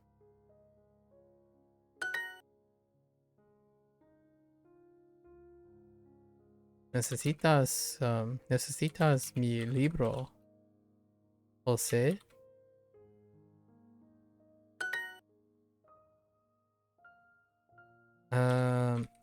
Buenas tardes, señor. Oh, good evening. Just kidding. Wait, that's fine.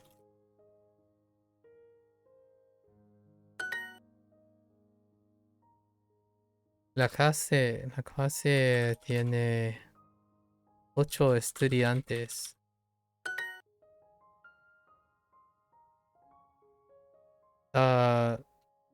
No aprendes.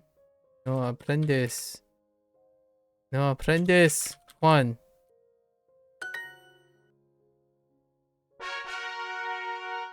Okay. Let's get to that podcast. Okay, so this is a good example of the podcast. No emote.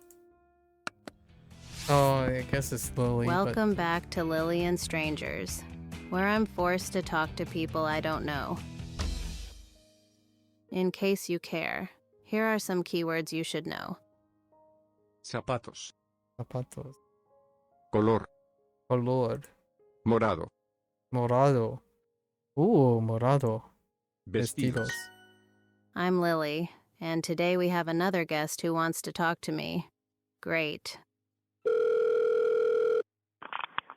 Hola, soy Carmen. Yo siempre quiero comprar ropa. Yo siempre quiero comprar What's ropa. with the sound effects? No quiero pantalones o vestidos rojos o verdes. Mi color favorito es el morado y quiero ropa morada. Mi color favorito es el morado. Mis zapatos y mi cartera son muy bonitos y también son morados. Jeez, they really like purple. You seem to have a passion for purple apparel. I guess that makes you tolerable. Dang. Vicious. See you next time, or not. That's the best compliment Lily has so far. Best compliment. All right, let's complete these. Zapato. Zapato. Escritorio. Escritorio. O. Yeah. Nosotros. Nosotros. Okay. El vestido. El vestido verde es muy bonito. Unos. Mañana. Zapato. Para. Unos vestidos nuevos. Unos vestidos nuevos. Trabajo. Bebé. Nosotros. Vestidos. Sonia. Oh, yeah. Sonia. You have some pretty purses. Tienes unas carteras bonitas. So tienes. Tiene tus Oops. carteras, unas bonitas. Oh, because they want to. El niño quiere zapatos nuevos. Mi jefa. They want jefa. Mi jefa siempre.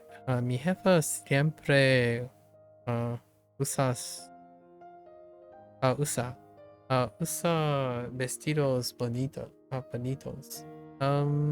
Mi jefa usa.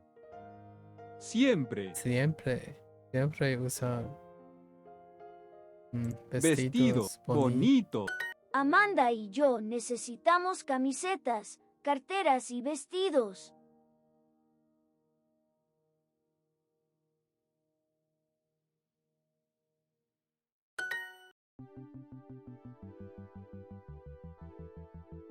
Esta mujer tiene unos vestidos interesantes. Esta mujer tiene unos vestidos interesantes. Papá, tú necesitas una camiseta verde.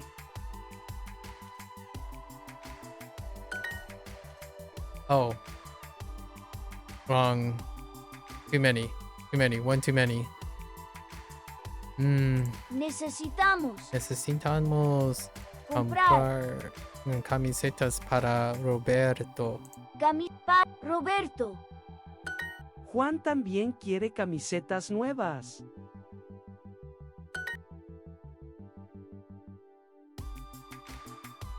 No uso carteras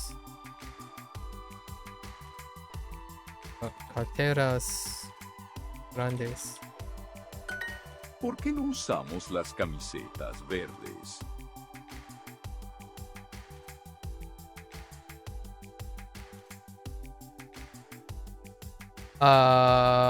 ¿Ne?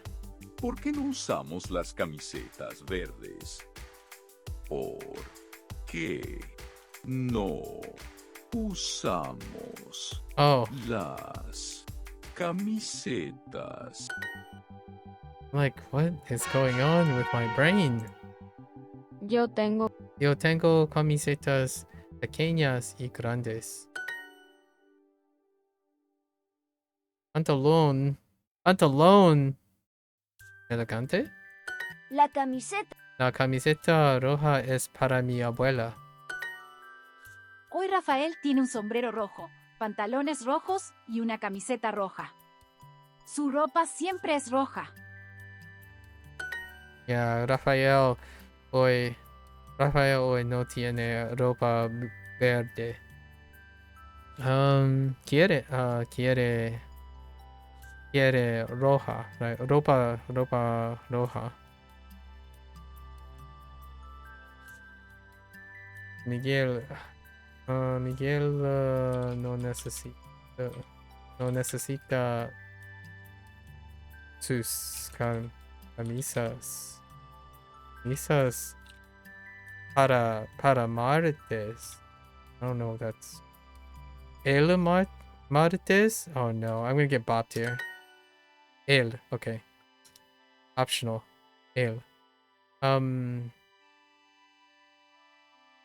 Estos zapatos no son interesantes.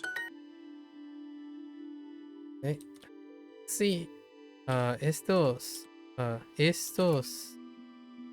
zapatos son un poco pequeños.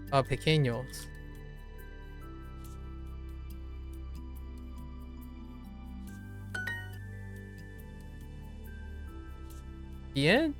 Oh, ¿quién usa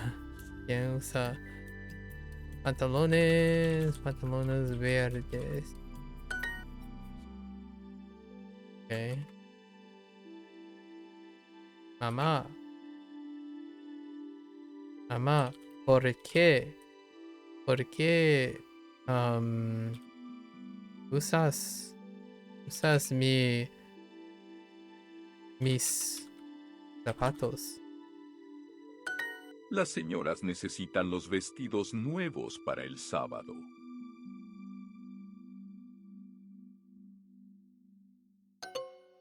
Oh, whoops.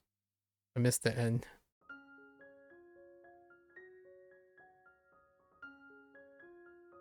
Los señores siempre usan camisas en el trabajo. Or en trabajo. I'm gonna put trabajo. En el trabajo. Mamá, ¿por qué no usas estas camisetas?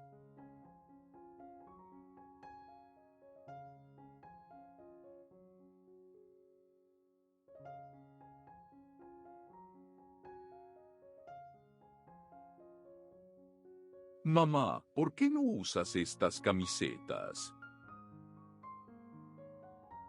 I keep not hearing this. Mamá, ¿por qué no usas estas camisetas? I think I'm hearing it, but... Oh, okay. Juan, Juan, what are you? Are you happy with your new pants?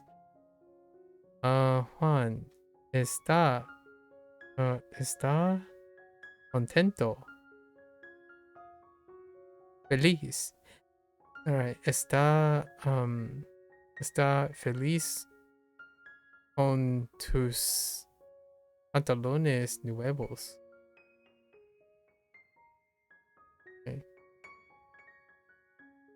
estás feliz con tus pantalones nuevos.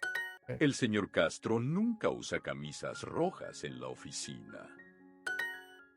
Sure. Los pantalones rojos no son bonitos. Las señoras necesitan los vestidos nuevos para el sábado.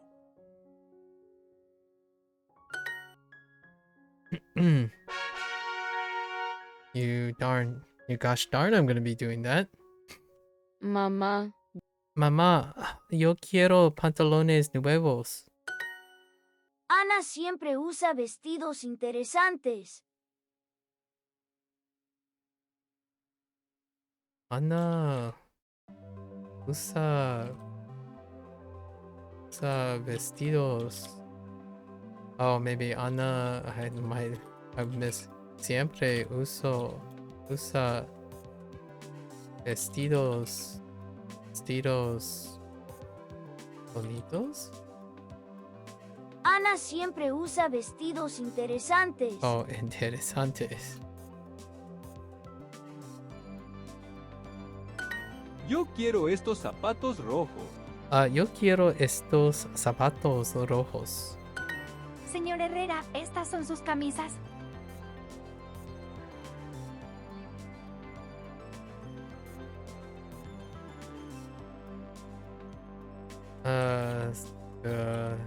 Señora Barrera.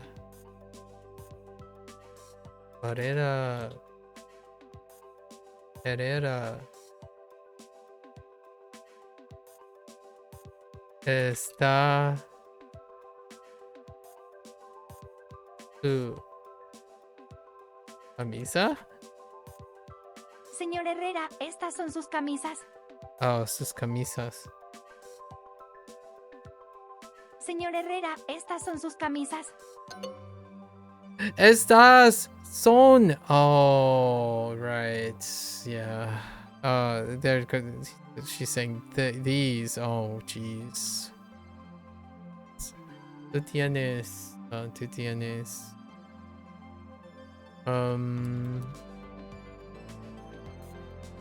Carteras grandes. Mi novia tiene 3 carteras nuevas. Mi novia tiene 3 carteras nuevas. Okay. Estos vestidos son muy pequeños. Amanda y yo necesitamos camisetas, carteras y vestidos. Señor Herrera, estas son sus camisas.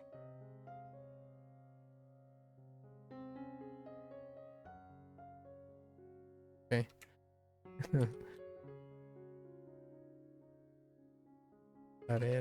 Herrera.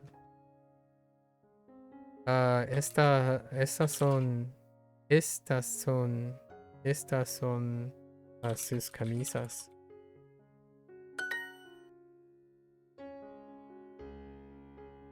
Carla.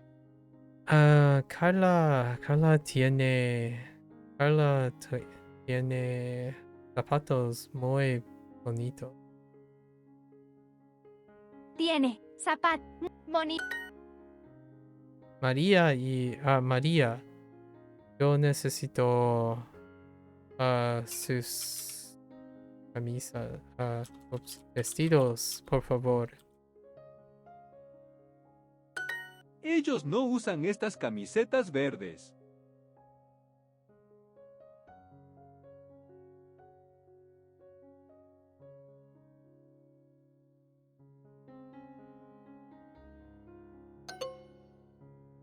Ellos no usan esta. Oh, jeez, come on. Okay. The extra words. Las. I know. Gotta be more vigilant here.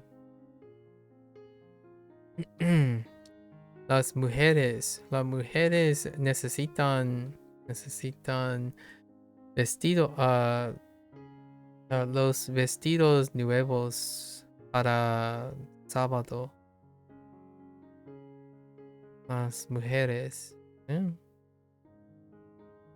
Ladies, oh, señorita, oh, señoritas or señoras. Señoras. Ladies, las señoras necesitan vestidos nuevos. Para el sábado. El sábado.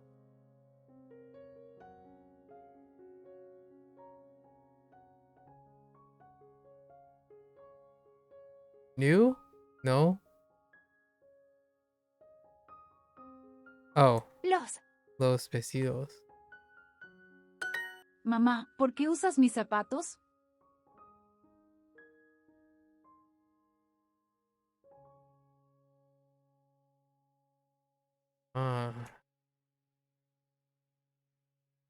¿Por qué?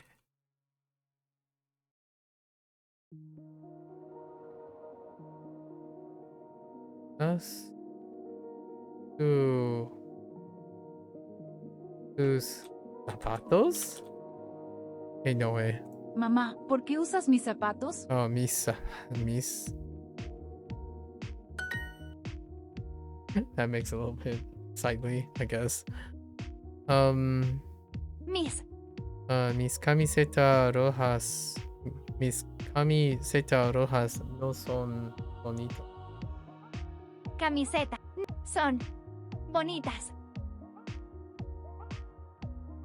Oh, rojas. Rojas. Totally skipped a word.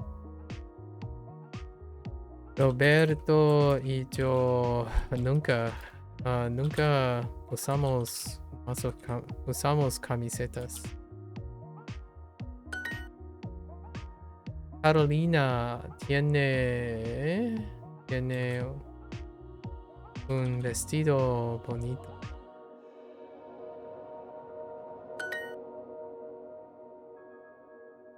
Oh, zapatos. Ellos no usan estas camisetas verdes. Ellos no usan estas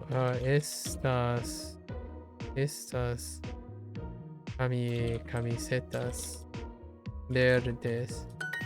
Okay. Alright, finally in our trophy. Marked a long day. There's a roller coaster rides up and down. I gotta start thinking about some other things as Hoy well. Rafael tiene un sombrero rojo, pantalones rojos y... Camila y yo necesitamos vestidos nuevos.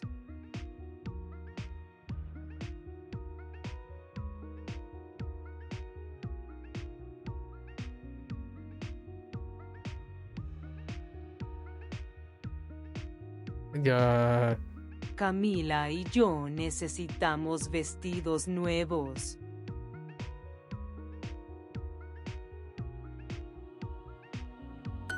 ¿Cuántas carteras rojas quieres comprar?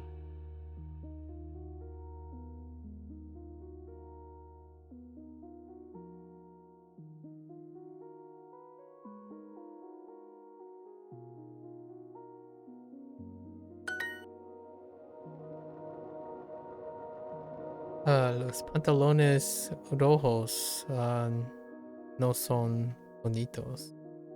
Los pantalones rojos no son bonitos. Tengo unos vestidos pequeños.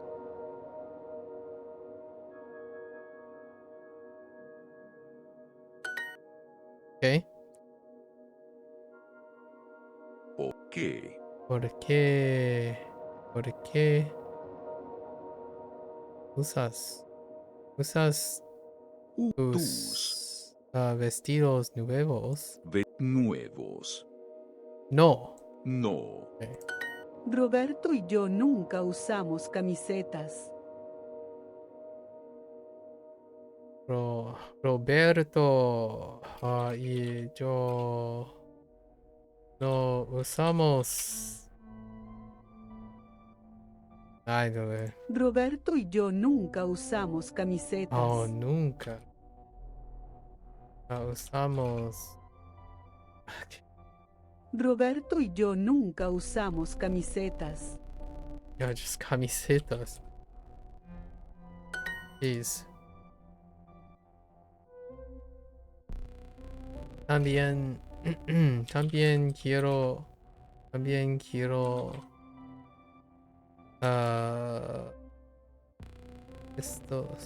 estos zapatos verdes.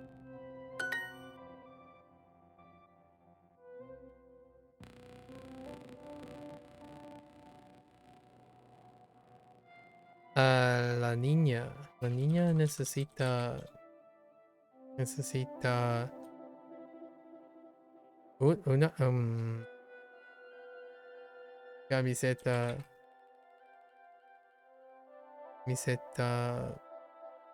camisetas pequeñas.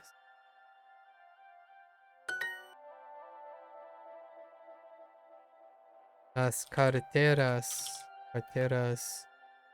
no son muy interesantes aquí. ¿Quién usa pantalones verdes?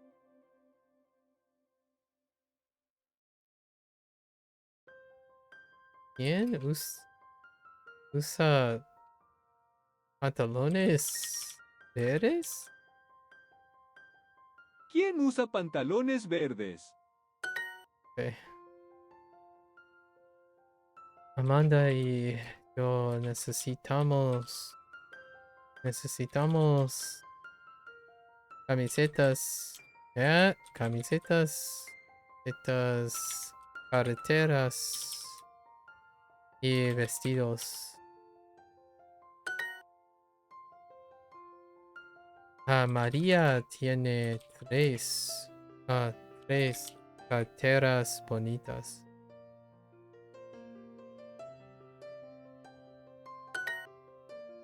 Okay. That help? Estoy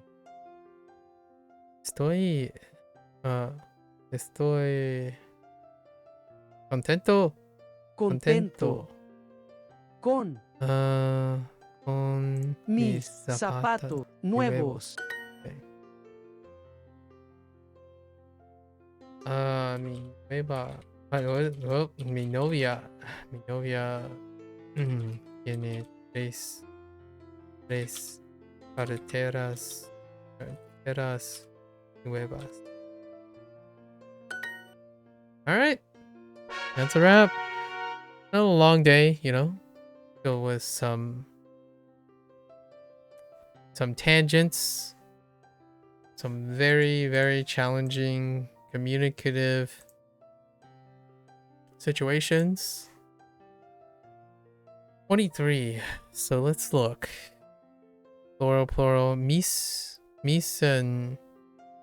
tus, and sus are the key of this unit, right?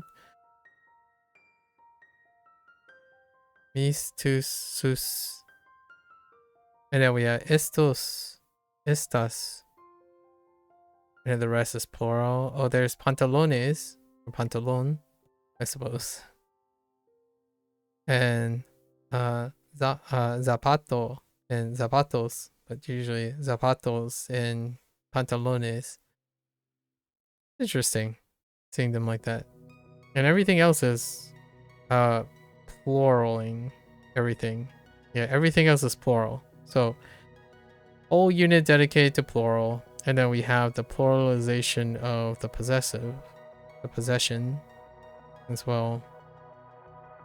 And pantalones and zapatos are the newest words to this. Dang, that is drilling right there.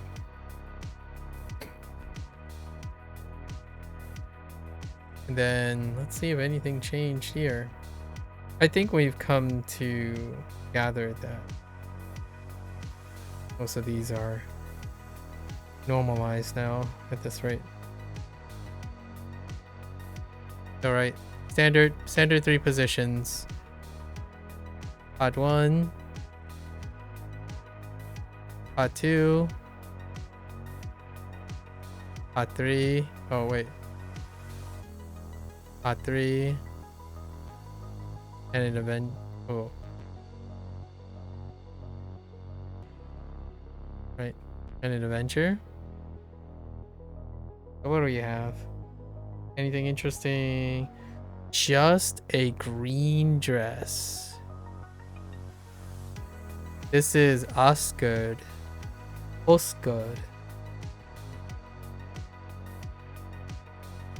Because he does antiquities. So it's just a green dress, but for sure this is his trademark. Osgood. He does antiquities, but it's just a normal green dress. That's the punchline. Debating shirt colors. I need a Falstaff. Come on. There hasn't been a Falstaff one in a while. We're going to say this is Falstaff. Yes, he's going to say something like bears are colorblind or something. I'm not sure. Okay, bears have a high tendency. Family stories.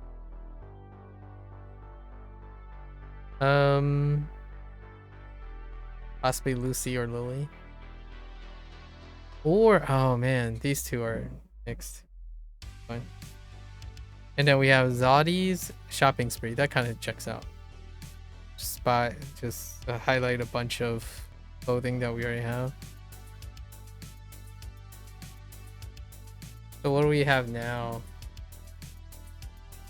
Sombrero, camisa, camiseta,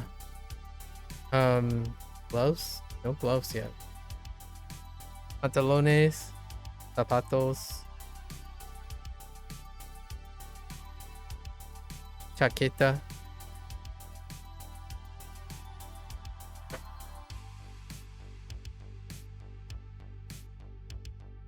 Nothing else comes to mind right away.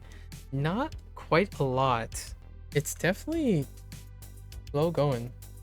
Was it always this slow going?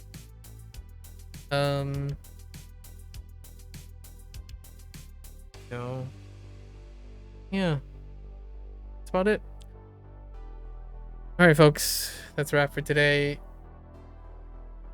Interesting discussions here and there. Clarify stuff. Probably be back again with some random Spanish trivia. What do we got now? We got quite a lot of extra information coming along. So let's try to normalize that, right? Got some interesting tips in Hanzahiro as well. We're at 11, so I think we're gonna change up the schedule a little bit for April. I'm kind of yearning for some alternative activity. So that'll be good enough. All right. Thanks for hanging out, folks. If you're gonna watch this later, muchas gracias. Right. You're always welcome to follow along, send your hot takes, but as always, I welcome hot takes, sharing, but I think I'm most receptive for enthusiasm, and of course, enthusiasm meets with enthusiasm. Be ready to discuss, right? If not, thank you for hanging out. Anyways, until next time, stay safe, stay healthy. Hasta luego.